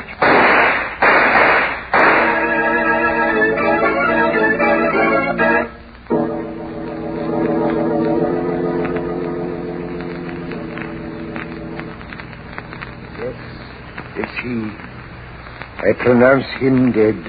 Who'd have thought a man could make a sound like that? It was dark, and we thought the ape had killed him, so Jake just fired. What gets me is his trying to kill an ape with his bare hands and doing it. In his crazed mind, this was the same ape he provoked into killing his wife. I'll never forget that sound as long as I live. Never. The complete transference into ape. Yet he could have been saved. Look at them lying on the ground. Too bad we couldn't have gotten here a minute sooner. Sure left an easy trail, dropping his shoes and clothes after him piece by piece. Ape and man on the ground, side by side. It ain't pretty. His toes turned in, puffs of hair from the ape's throat still clutched between his fingers, his teeth biting into his lower lip. Poor Folliette. Or should I say poor humans? How close to animals we really are. Two bodies lying side by side in the darkness, with no one to say which was the victim. As the clock strikes 12 for murder at midnight.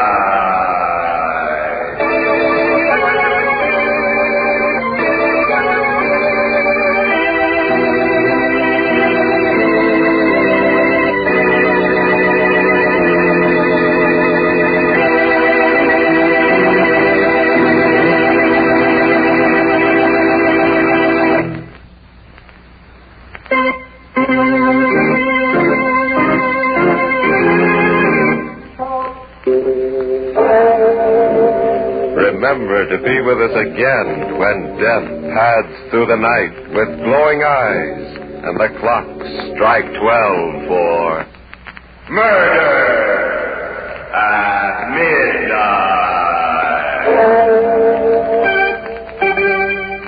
The part of the big game hunter was played by Raymond Edward Johnson. With music by Charles Paul, Murder at Midnight was directed by Anton M. Leader.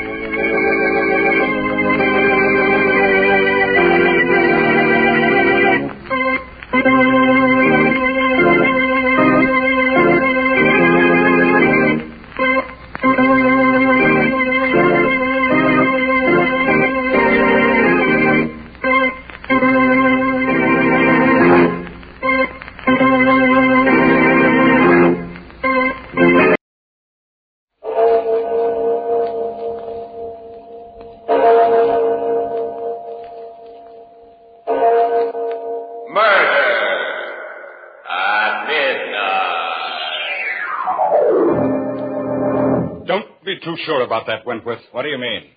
Don't forget that skeleton there. He was once a man, too. Until he was trapped in here. Or murdered. What of it? Oh, nothing. Nothing except this.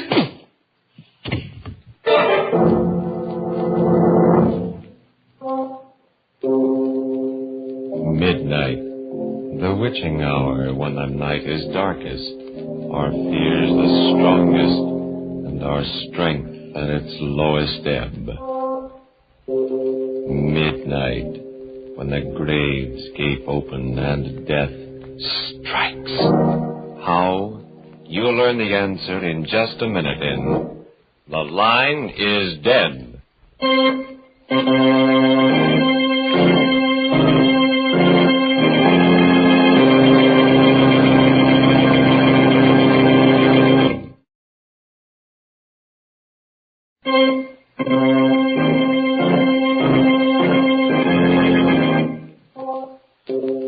And now, Murder at Midnight, Tales of Mystery and Terror by radio's Masters of the Macabre.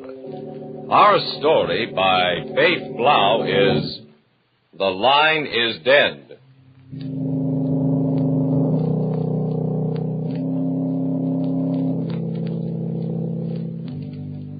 The gash in the green lawn of Brookside Memorial Park awaits the body of Albert Lockridge, scientist and explorer. There are few who have followed him to his last resting place, for Albert Lockridge was not one who was prodigal with his affection. And so beside the yawning grave stands his wife, Lenore. Albert. Finishing the short service, the minister says, And so Unto dust you are now committed. You may lower the casket.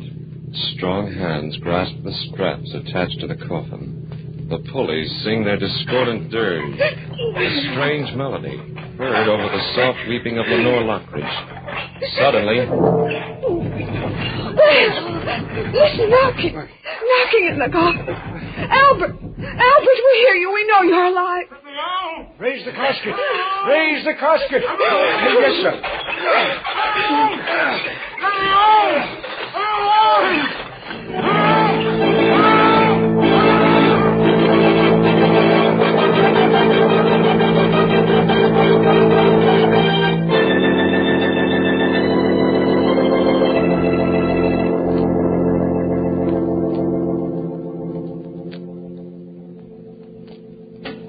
He is all right, isn't he, Dr. George? He seems to be, but... But what? Well, you can't blame me if I'm a little hesitant in giving my opinion. You mean you're not sure that he will? Yes. Oh. After all, Mrs. Lockridge, my position is a little awkward. I signed the death certificate feeling certain that your husband was dead. And now I'm naturally reluctant to predict just what course his convalescence will take. I think I understand. The only thing that really matters is that my husband's lying in his bed at home and not in the cold, black earth of Brookside. Isn't that true? Yeah, you're a very sensible woman. Albert will get better. Probably. But we'll have to watch his heart. His heart? These strange spells when his heart seems to stop, when I thought it had stopped. Each attack is an added strain. But the strain of regaining consciousness in the coffin, he withstood that when even a healthy person might not have. Well, he's a hard person to kill. Oh, thank goodness for that. Well, this time it was a pretty close call. If he'd come to even 10 minutes later, Mrs. Lockridge, no one would have ever known.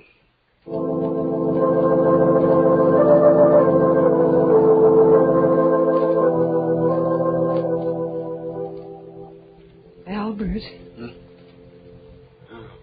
Lenore? Lenore? Is that you? Albert, the doctor says you'll be fine if you'll only rest. I can't rest. I've got to ask you a question. Dear, you've been through so much, too much for any one person, so save any questions you may. No, this question can't wait. That sealed envelope, Lenore. The one in my desk. The one I'm supposed to read after you're... Yes, after I'm dead. Lenore, you haven't read it, have you? No, Albert. I planned to read it after the funeral, just as you told me to. Sure? You haven't read it? Of course. Get it for me. I want to see for myself. Albert, no, you've so little strength. But I must know. You will. I must know now. Because if you read it, I'd want to live. Albert, I swear I haven't. Please believe me. You saw it? No. Look at me. You can see I'm telling the truth. Look at me. Yes. Yes, I think you are telling the truth.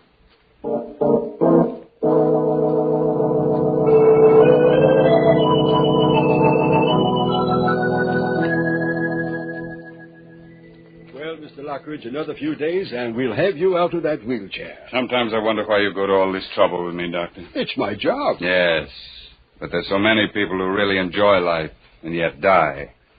Twice now I've been pronounced dead, only to return to life, almost reluctantly. Reluctantly? Yes. Well, you tried awfully hard to get out of the coffin. The sheer horror of being buried alive. I've always been terrified of it. Since childhood? Yes. My nurse locked me in a closet whenever I misbehaved. I always thought I'd be left to die there. Oh, it's not the fact of being dead that bothers me. It's the fear of being buried alive. It's the choking, the futility of crying out. Yes, it would be a horrible way to die, but... Excuse me, Doctor. There's a Mr. Burton here to see you, Mr. Lockridge. Good. Show him in, nurse. Nurse, take our patient out on the sun porch. I'll send his visitor there.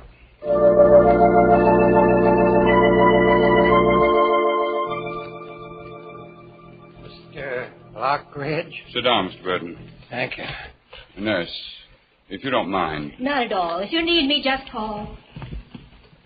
Now, Mr. Burton, as I understand your business... I'm a telephone engineer specializing in special types of telephone systems. Yes. Perhaps you've read about me in the paper. Yeah, sure I have. You're the guy who came back from the grave. Yes, I'm the guy who came back from the grave.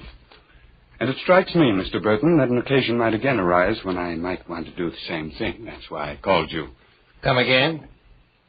Sometime a doctor again may pronounce me dead. Perhaps I will be, perhaps I won't. And if I'm not, I'd like to feel that I could call for help. I don't get it. Mr. Burton, in case it should happen again, I'd like you to install a private telephone from this house to my grave.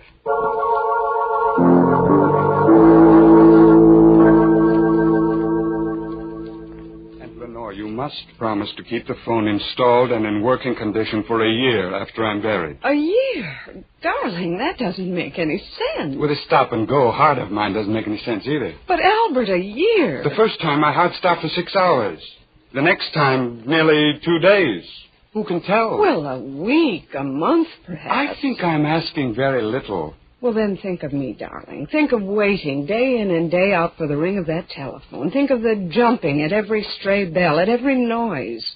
Darling, you're condemning me to a slow death, like being in a grave above ground. I still think my request is a modest one, and the least that a wife who loved her husband would do for him. Albert, don't start that again. After all, I shall be in my grave. Perhaps I shall be waiting, too, waiting for help that will never come. Will you please stop this morbid talk? Nothing else seems to be on your mind lately. Besides, it's terribly late, almost midnight. When death comes to a man slowly, he gets time to think about it. Too much time. Stop it, please. It seems to me that you are only too anxious to get rid of me. Albert, how can you even think such a thing after... I've been a good wife, haven't I? Yes, but you might have made Oliver Wentworth an even better one. Albert, please don't bring that up again. What would have happened if Oliver had come back from that expedition with me? I don't know. You would have married him, wouldn't you? Perhaps. I don't know. No. How can you say that?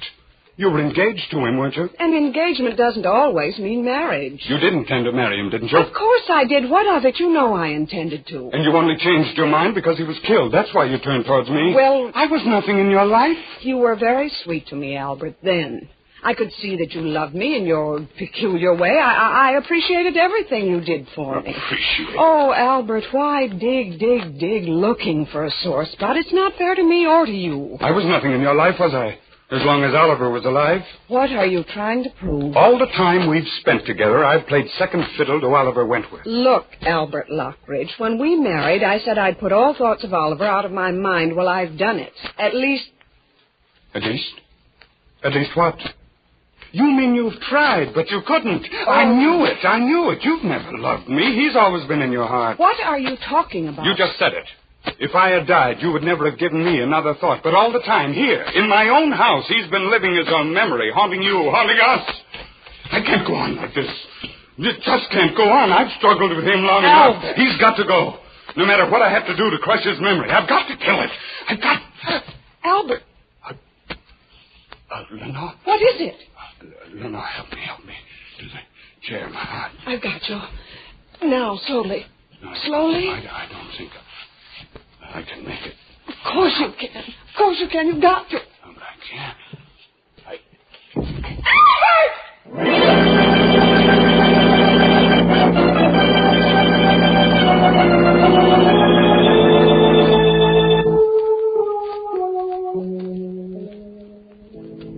Doctor, are you sure? Absolutely, Mrs. Lockridge. And this time the two heart specialists agree with me. But, Doctor, in view of what happened before... We've tried to take that into consideration. But even so... Well, can't you postpone signing the certificate? I'm sorry, Mrs. Lockridge. My colleagues and I all agree that your husband is dead. There can be no delay. Very well, Doctor. Thank you for everything. Goodbye, Mrs. Lockridge. Goodbye, Doctor.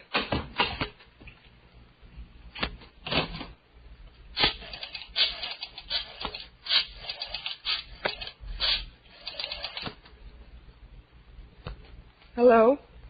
Mr. Burton? This is Mrs. Lockridge speaking. My husband died yesterday. He's to be buried tomorrow at Brookside.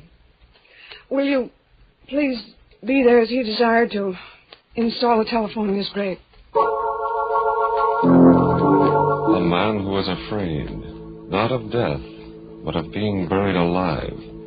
A telephone to a sealed grave and the great beyond. Will we hear from Albert Lockridge again before the clock strikes 12 for Murder at Midnight?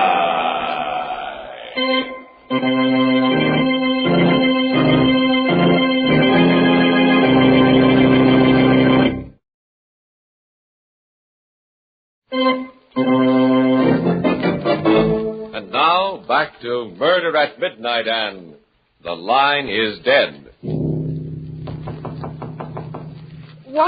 One minute. Oh, Dr. George. Good evening, Mrs. Lockridge. Awfully nice of you to call. I was worried about you. Oh, I'm all right. I'm fine. I couldn't come to the funeral. I tried to phone you, but... The phone's disconnected. So they said. And so I came over. I rang the bell several times. No answer either. Finally, I knocked. I've had the doorbell disconnected, too. You mustn't cut yourself off from the world like this, Mrs. Lockridge. Believe me, Doctor, that's not my intention. As long as I stand guard at this telephone, I want to be sure that the only bell that ever rings in this house is the one that tells me that Albert's not dead, that he's still alive, there in his coffin, that he needs help. You're really going through with this? He asked me to. It doesn't seem too much. Oh, you're only deluding yourself, Mrs. Lockridge, believe me. Waiting this way is only a perverse and completely futile sort of mourning. I know you can't understand. I can't. But I do know that this morbid watch will only deepen your grief. Prevent you from making any kind of adjustment to his death. What difference does it make? Now, you're a young woman, Mrs. Lockridge. You have a whole life ahead of you. All the more reason for spending some of it as he wanted me to. Doctor, my husband was not the sort of person who inspired affection. I know. But in his odd, sometimes unaccountable way, he did love me. Now that he's gone, no one on earth holds any fond memories of him but me. A heavy responsibility, Mrs. Lockridge. Still, you must take care of yourself. I will, Doctor. Assume that he is dead. Mourn him as you will, but don't live in a state of suspended animation. For instance, if he's left a will, don't put off reading it. There are some papers which I was supposed to read after his death. They're in a sealed envelope in his desk. Read them. Read them immediately. No, not yet. You should. Perhaps they'll contain some message of comfort. Get the envelope now. Not now, Dr. George, but very soon.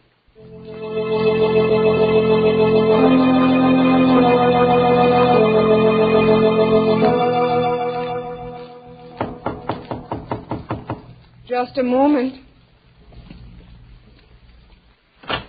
Yes? Oh. Lenore. Oh, no. No, it can't. It is. I know I shouldn't have come just like this without warning. But I've always thought... That I was dead? Yes, I know. That's what Albert told me, and you never came back. No. Why? It's a long story, Lenore. A story you ought to hear. You know that Albert died yesterday? I know. That's why I came. Why didn't you come sooner when he was alive? Were you afraid to meet him? I was afraid to meet you. Me? Why, Oliver? By the time I returned, you and Albert were already married. But even so, we both would have I welcomed... wonder. You see, I knew you thought I was dead. No good would have come of such a meeting. But now everything is different. Different? Yes, of course. I loved you then. I love you now. Oliver. I've come back for you. Oliver, you don't understand. How can I even think of such things today? Lenore, I had to come. I've waited so long. I couldn't wait a day longer. Can't you see? It's useless even to think about that now. He may still be alive. I know. No, it's not right to speak as you do. Not today. I was afraid you'd think so. Lenore, I wanted to avoid this, but now I see I must tell you. Lenore, neither of us knew Albert Lockridge. After all, Oliver, I've lived with him. I still don't think you ever really knew him. I never did, even though I worked with him for many years. That is, until the day we stood in the great hall of the old Aztec temple. The temple we found on that last expedition. The one from which I was not supposed to come back from. We were trying to find a door to an inner chamber.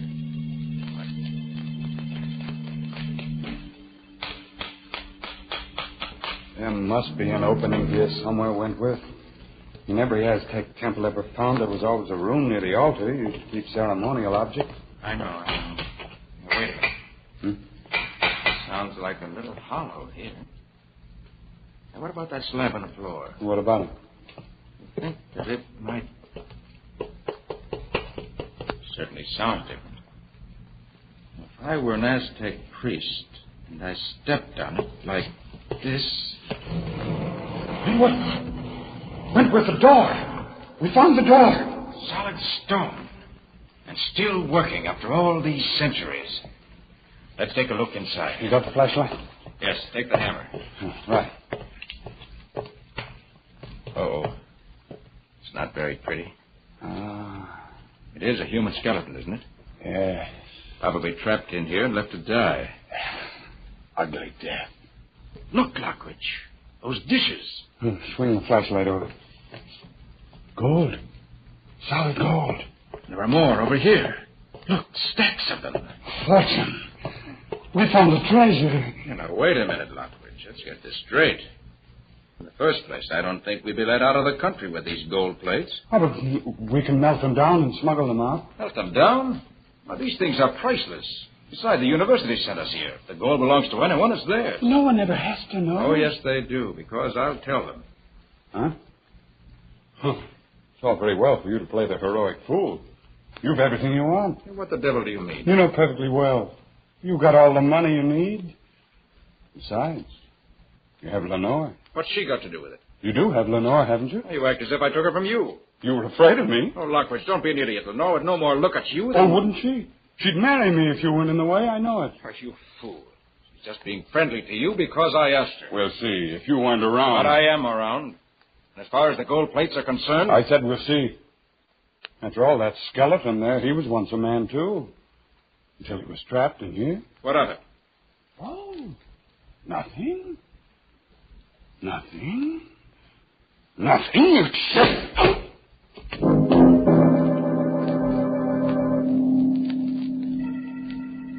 I came to, I was there in the dark. Flashlight, the gold plate's gone. Left there to die. Trapped behind a stone door. Oh, no, Oliver, no. When Albert Lockridge closed that door, in his heart, in his twisted brain, there was only one intention. Murder. How did you get out? By luck more than anything else. I had the hammer and I knew where the stone latch was. I started chipping away at it. To this day, I don't know how long it took me, but when I finally got out, I was a sick man, exhausted. And by the time I was well enough to travel, come home here, you were already married. And he told me that you'd been killed by natives. Of course, that was a lie, but... Oliver, I still can't believe that your story is completely true either.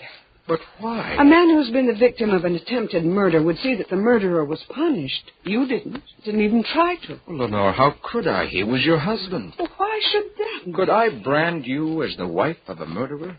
Loving you as I did, as I do? I had to wait. But now let's forget this horrible past. I can't, no matter how I feel I can't. After all, there's no proof. Lenore, don't you believe It's not me? just that, don't you see? At any moment, the telephone may ring telling me that he's alive. If I knew your story were true, perhaps I'd feel differently, but... Now, my place is here. I must stay here. Lenore, please. If you feel any love for me at all... Will you go, Oliver? Please. If that's what you wish... Yes, Lenore. I'll go. But remember, I love you.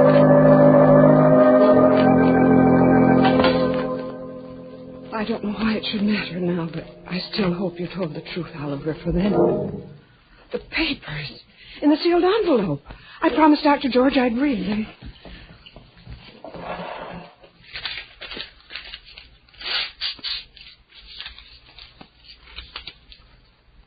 Lenore, there are many things on my mind as I sit writing this last word to you. Many things which no human mind should have to bear without telling another.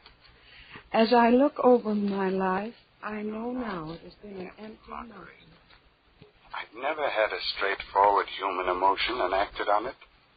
My work has been a sort of shadow play which gave my hollow existence an outward tinge of reality. No friend has really touched me, for I cannot be reached. I married you more out of perverse vanity than love. And yet, perhaps because of your loyalty, some spark of love has been kindled in me. Bear this in mind when you go out to the garden. For there, underneath the sundial, you will find a treasure of gold, which should take care of you when I cannot. I had intended to use this gold myself, but I could not because it might incriminate me in the murder of Oliver Wentworth.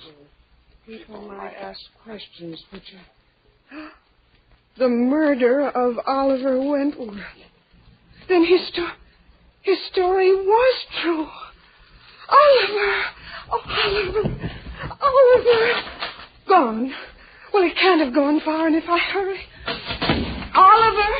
I'm coming!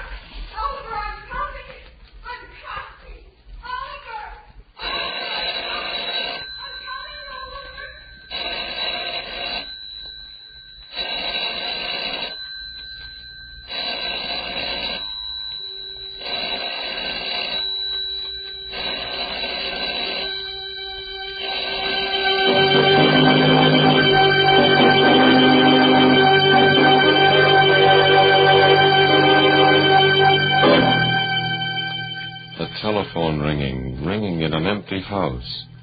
A man who is not dead, lying in his coffin, fighting for breath and waiting for an answer that will not come. A fitting payment for murder at midnight.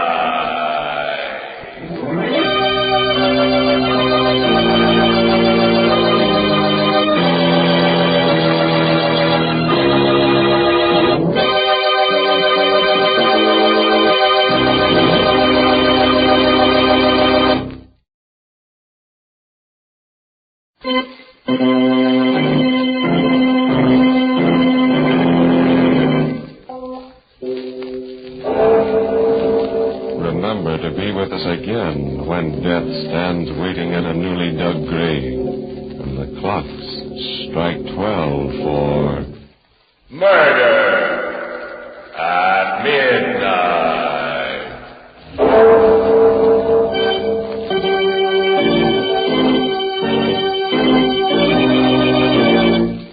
The parts of Mr. and Mrs. Albert Lockridge were played by Mr. and Mrs. Raymond Edward Johnson, with music by Charles Paul.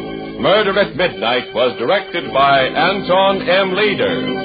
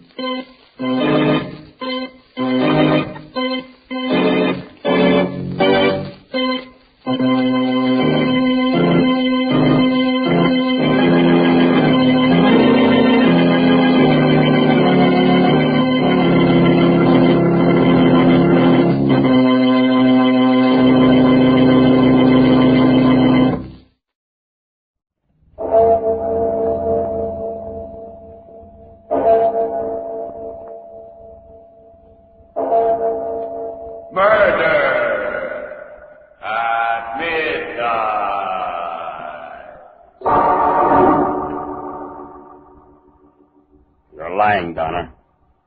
You know you're lying. And you know it won't do you any good.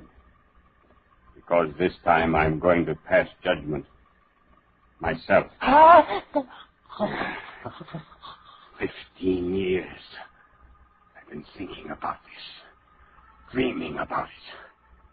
My fingers around your throat. Digging into that flabby windpipe of yours. Tighter and tighter till you stop struggling and... Yes.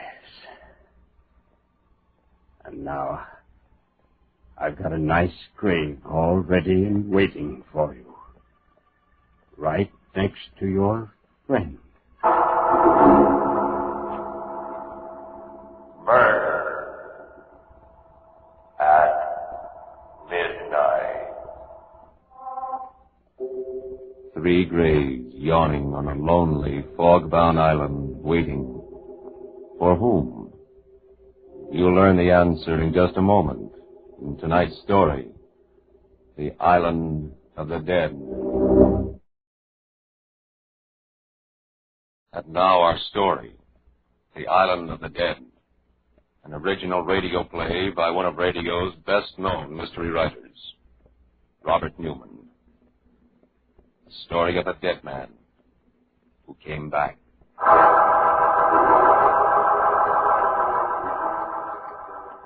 It's a small island, flat and barren, lying in the middle of the river. And it's truly an island of the dead. It's the city's Potter's Field. It's here that the nameless dead are buried. Those who have no relatives to claim them, and those who are too poor to pay for burial elsewhere. At one end of the island is the pier, where the city launch docks. At the other end of the island, in the midst of the shallow graves, is the squat stone building where the watchman lives. It's 11:30 at night now. He's sitting in the office, reading a paper and listening to the river sounds when...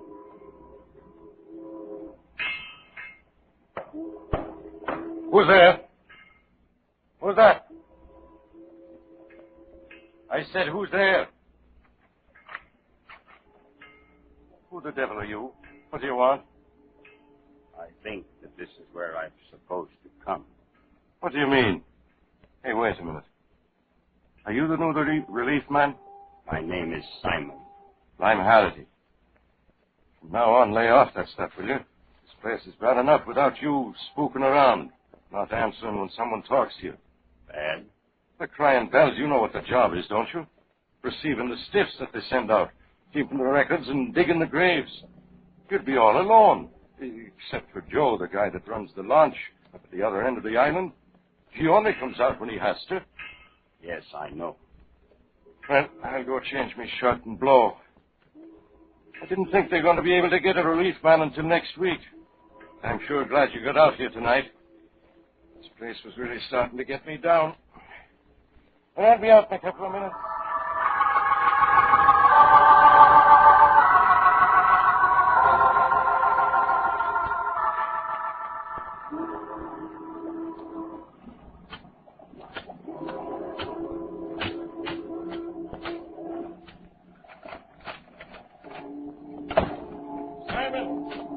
Simon, where are you?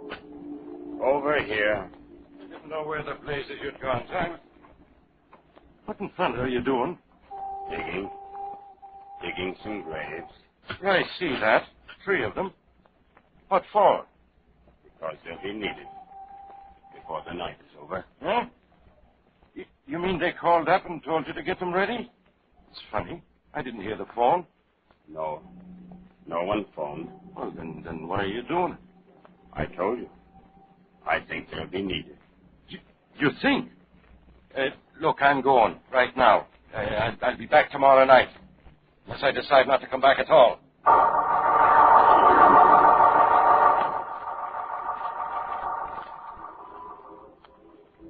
Wait a minute, Harry. I don't get it. Who are you talking about? And when did I see him? The new relief man. Just came out about a half hour ago. You must have seen him. This is the only way you can get out to the island. That's why I don't get it. If anybody did come out to the island, I'd be bound to see him. But no one did. Not tonight. What? What do you mean? I mean, I only made one trip out tonight. I didn't have no passengers. At least not live ones. All I brought out was a stiff.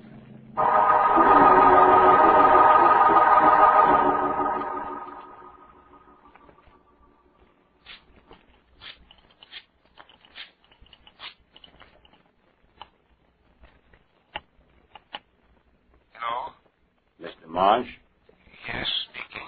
Is this Mr. Alec Marsh, the attorney? Attorney? Well, I used to be one. I haven't practiced law in over 10 years. Who's this? This is the watchman at the city cemetery out on Channel Island. I'd appreciate it very much if you'd come out here immediately. Come out there? In the middle of the night? What for? To identify a body. To what? What makes you think that I can identify it? I have reason to believe that you are one of the few people who can identify it. It's quite urgent. If you take the launch at River Street, I'll meet you at this end. Will you do it? Well, I don't know. It's a funny business, but... Well, all right. I'll leave right away.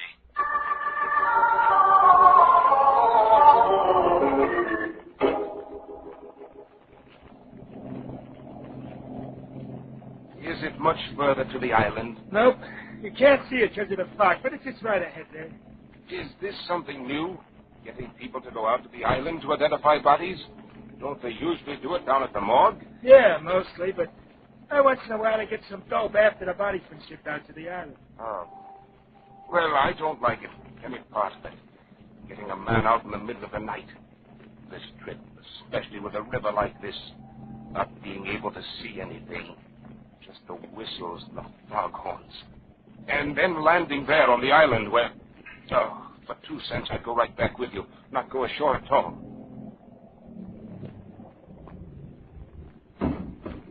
Well, here we are. Just let me make a fast. Okay.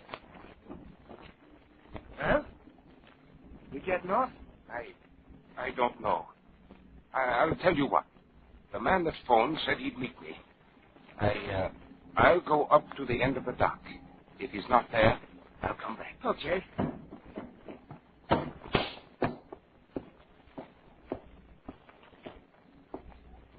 Mr. Marsh? Yes? Was it you who phoned me? Yes. Will you follow me, please? This way. How the dickens can you see where you're going when it's so dark? You get used to it. Just as you get used to anything. As a matter of fact, it's probably just as well. It is so dark. Why? It couldn't be worse even in daylight, when you can see the graves. But how did you happen to call me on this business anyway? I told you.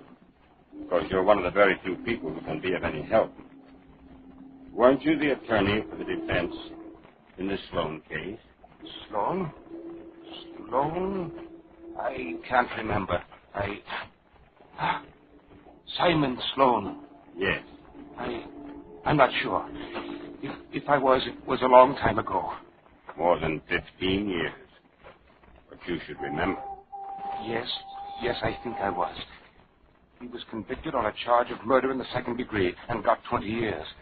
With time off for good behavior, he's probably out now and... Wait a minute. Is that who you want me to identify? Is he dead? Here we are.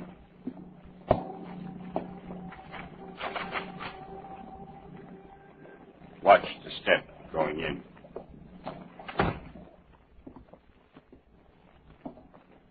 Well, what are you waiting for? Aren't you going to put on the light? No, not yet. Oh, what was that? The door. You locked the door. What's the idea? What are you trying to do? That's just so we won't be disturbed. Disturbed? Well, who's going to disturb us? I insist you put on the light. Open that door immediately. We were talking about the Sloan case. You admitted that you were the attorney for the defense. Do you feel that you did a good job of defending him? How do I know? How do you expect me to remember? The fact that he was convicted doesn't mean that it was my fault. Besides, what's that got to do with you? Did you think that he was guilty? How do I know what I thought? What difference does it make? He pleaded guilty. He wasn't guilty. He didn't want to plead guilty. Who made him change his plea? I did, so what? Very well. There. Where is... You. It's you. You're Simon Sloan.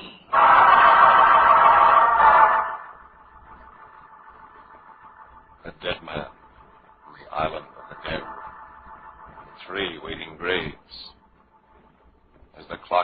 steadily towards the witching hour. Prepare yourself for murder at midnight.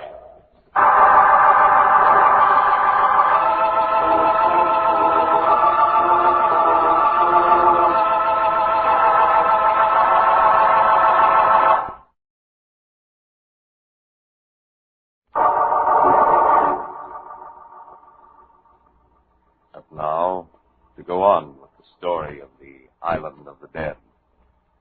It's just a moment later.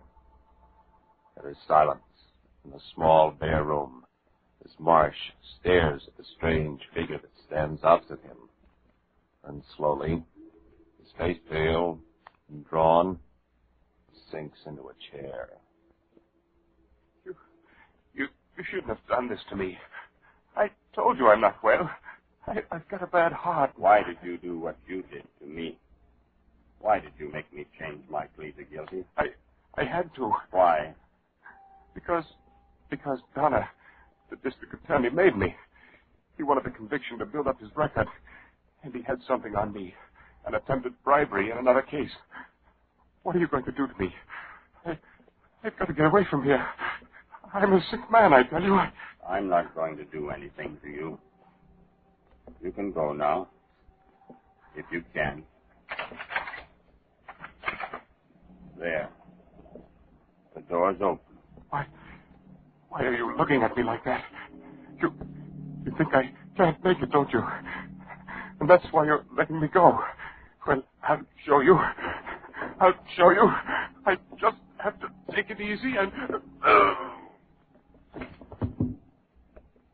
No, I didn't think you would make it. That is why I'm not angry at you. Now I have a place for you. Right outside here. For you and for some others, too.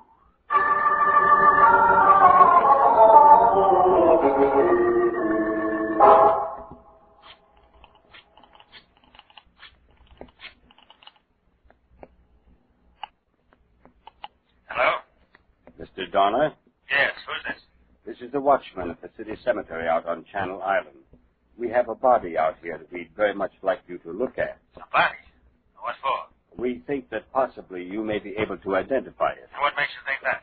Well, after all, you were district attorney for several years. What? Why, I haven't been DA for... What's that got to do with it? It may have a great deal to do with it. Will you come? The launch leaves from the foot of River Street. Yes, I know. Something very strange about this, but... All right, I'll come. Will there be someone to meet me at the other end? Yes, Mr. Donner. I'll meet you. I'll be waiting for you.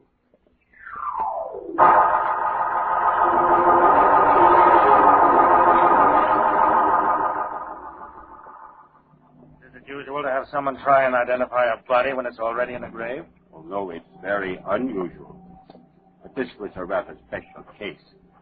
I'm sorry I haven't any flashlight, but I do have a candle. There. Good Lord. Then you do know him? Yes, I know him. His name is Marsh. Alec Marsh. He was just bought about 10 years ago. When did he die? About an hour ago. But that's impossible. He couldn't have gotten here so quickly. Not if he was dead. But when he came here, he was still alive. I don't understand. Why should he have come out here in the first place? Well, because I phoned him. I asked him to come out. Just as I asked you to come out. You see, I wanted to talk to him about this Simon Sloan case. The Sloan case? But what? How? Wait a minute. Lift that candle up. You're Sloan. Yes, Donner. I'm Sloan. What's left of him after 15 years in jail. You're the man who sent me there when you knew I wasn't guilty. You can't blame me for that. After all, it was my job to prosecute. And when I did find out the truth... You did find it out, eh? When I did, it was too late. You'd already been convicted and sent up, and I've got to get away from here. Let me go. No, Donner. Not yet. There are a few more things you're going to tell me first. you find out I wasn't guilty? The detective in the case told me. A chap named Richards. Bill Richards. Richards. Yes, it would be Richards. Afterwards, when you found out the truth, you could have ordered a new trial and gotten me out. But you didn't. You let me stay there and rot. No, I couldn't. It was just Richards' work. He said he wouldn't testify. You're lying, Donna. You know you're lying. You know it won't do you any good. Because this time I'm going to pass judgment. Myself. 15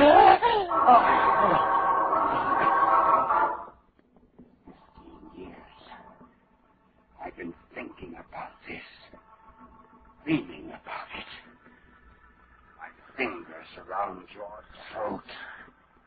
Digging into that flabby windpipe of yours. Tighter. And tighter. Until you stop struggling and... Yes. Now I've got a nice grave. All ready and waiting for you. Over here, right next to Marsh. And one more. For our friend Richard.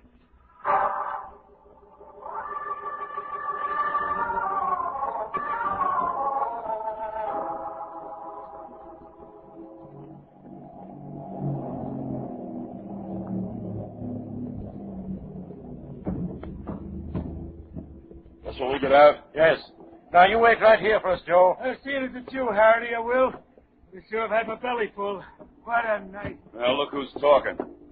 Me, I've got to go traipsing all over this bloody island just because your friend here comes into the station house with a story nobody will believe except the captain. For crying bells, Richards. You think I made it up? What about those two other guys Joe said he brought out here? What about those 3 graves this guy Simon was digging? Well, where are they? Did you dream them up, too? I didn't dream anything up, Richards. They're right over here. They do look like graves. I got a match here someplace. Let's take a look at them. Good. Good Lord. There's a body in this one. And in this one here, too. I see them. This one here looks like... What is Marsh? Alec Marsh. And that's John Donner. Now am I crazy? Now was I making things up? Shut up. This guy that came out here. You said his name was Simon? Yes. Was he, let's see. He must be about 55 now. Probably looks older. Tall, thin face, gray hair. That's right, that's him. Do you know him? Yeah, I know him. Look, I was ribbing you before, but that man's dangerous. Killer. I'm going to stay here and try and find him. They'll probably need help. You and Joe take the launch back to shore, get hold of the captain, and have him send out 3 or 4 more men. Fast. Okay, Richards, right away. Sloan! Sloan! Where are you? I know it's you. And you know you can't get away.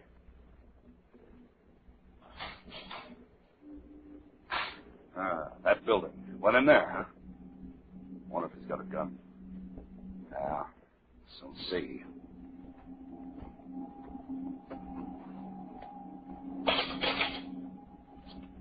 Stick him up, Sloan. I'll let you have it. Reach, did you hear me? Yes, Richard. I hear you. Put on the light. There isn't any light in here. But I've got a candle. Just a second. So, it really is you. I heard you were out astir, and I was sure it was as soon as I saw Marsh and Donner out there. You killed them, didn't you? Yes, I killed them. This is really funny. I'd like to hear someone now say there isn't such a thing as fate. Yes, it is funny. I tried to get you on the phone just the way I did Marsh and Donner. But of course I couldn't. Then you come out here on your own. You thought you'd get me too, huh? Well, that's okay. I tried to get you, and I would have if that jury hadn't gone so panty-waist and given you just 20 years. You know that it was me that framed you, don't you? Yes, I know it. I just don't know why. Why? Because I've always hated you, that's why. I was just a flatfoot and you were a gambler, pulling in big dough. I never could touch you on the level. That's why I hated you. That's why I framed you. No. I didn't get you then 15 years ago. But I've got you now. Have you, Richards? I guess maybe you ought to look around. See where we are. Huh? What do you mean? We're in the room where they keep the stiffs until they're buried. Kind of an icebox. And if you'll notice, there's no handle on this side of the door. That means there's no way of getting out. What? Why, you... So what? Someone will be along sooner or later. Oh, when anyone does, it'll be too late. Because that door is airtight. That means that as soon as we use up the air that's in here now, we're finished. Both of us. And it's starting to get bad already. Feel it? I mean, you trapped me. You got me in here deliberately. Well, you won't get away with this.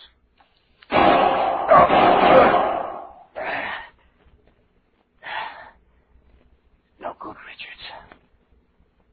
That won't hurt me. Not any more than I'm hurt already. You see, I'm all gone inside. That's why they released me. I must have passed out in the street last night, and my heart was so bad that they thought I was dead. They sent me out here for burial. But I wasn't dead. I couldn't die until I evened things up. In the boat, they waited till they put me ashore. Now I've done it. Gotten all three of you. No. No. There must be some way out. The smoke. I can't breathe. No, Richards. It works every minute. There's no way out. That candle. That's our lives, see? When that goes out, we're finished. It's starting to flicker. Turn blue already. Help. Help. Somebody, please. There's no help, Richards. This is it. There. The candle's gone out. You might just as well lie down and take it quietly, like me. Well, there's just one thing. One little thing. You see, I only dug 3 graves. Wanted 3 of you. Now, someone else will have to dig mine.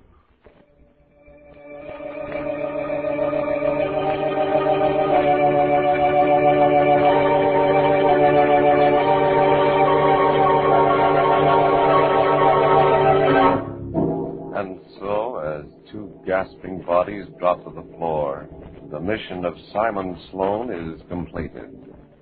First, Marsh, then Donner, and finally Richards succumb to murder at midnight.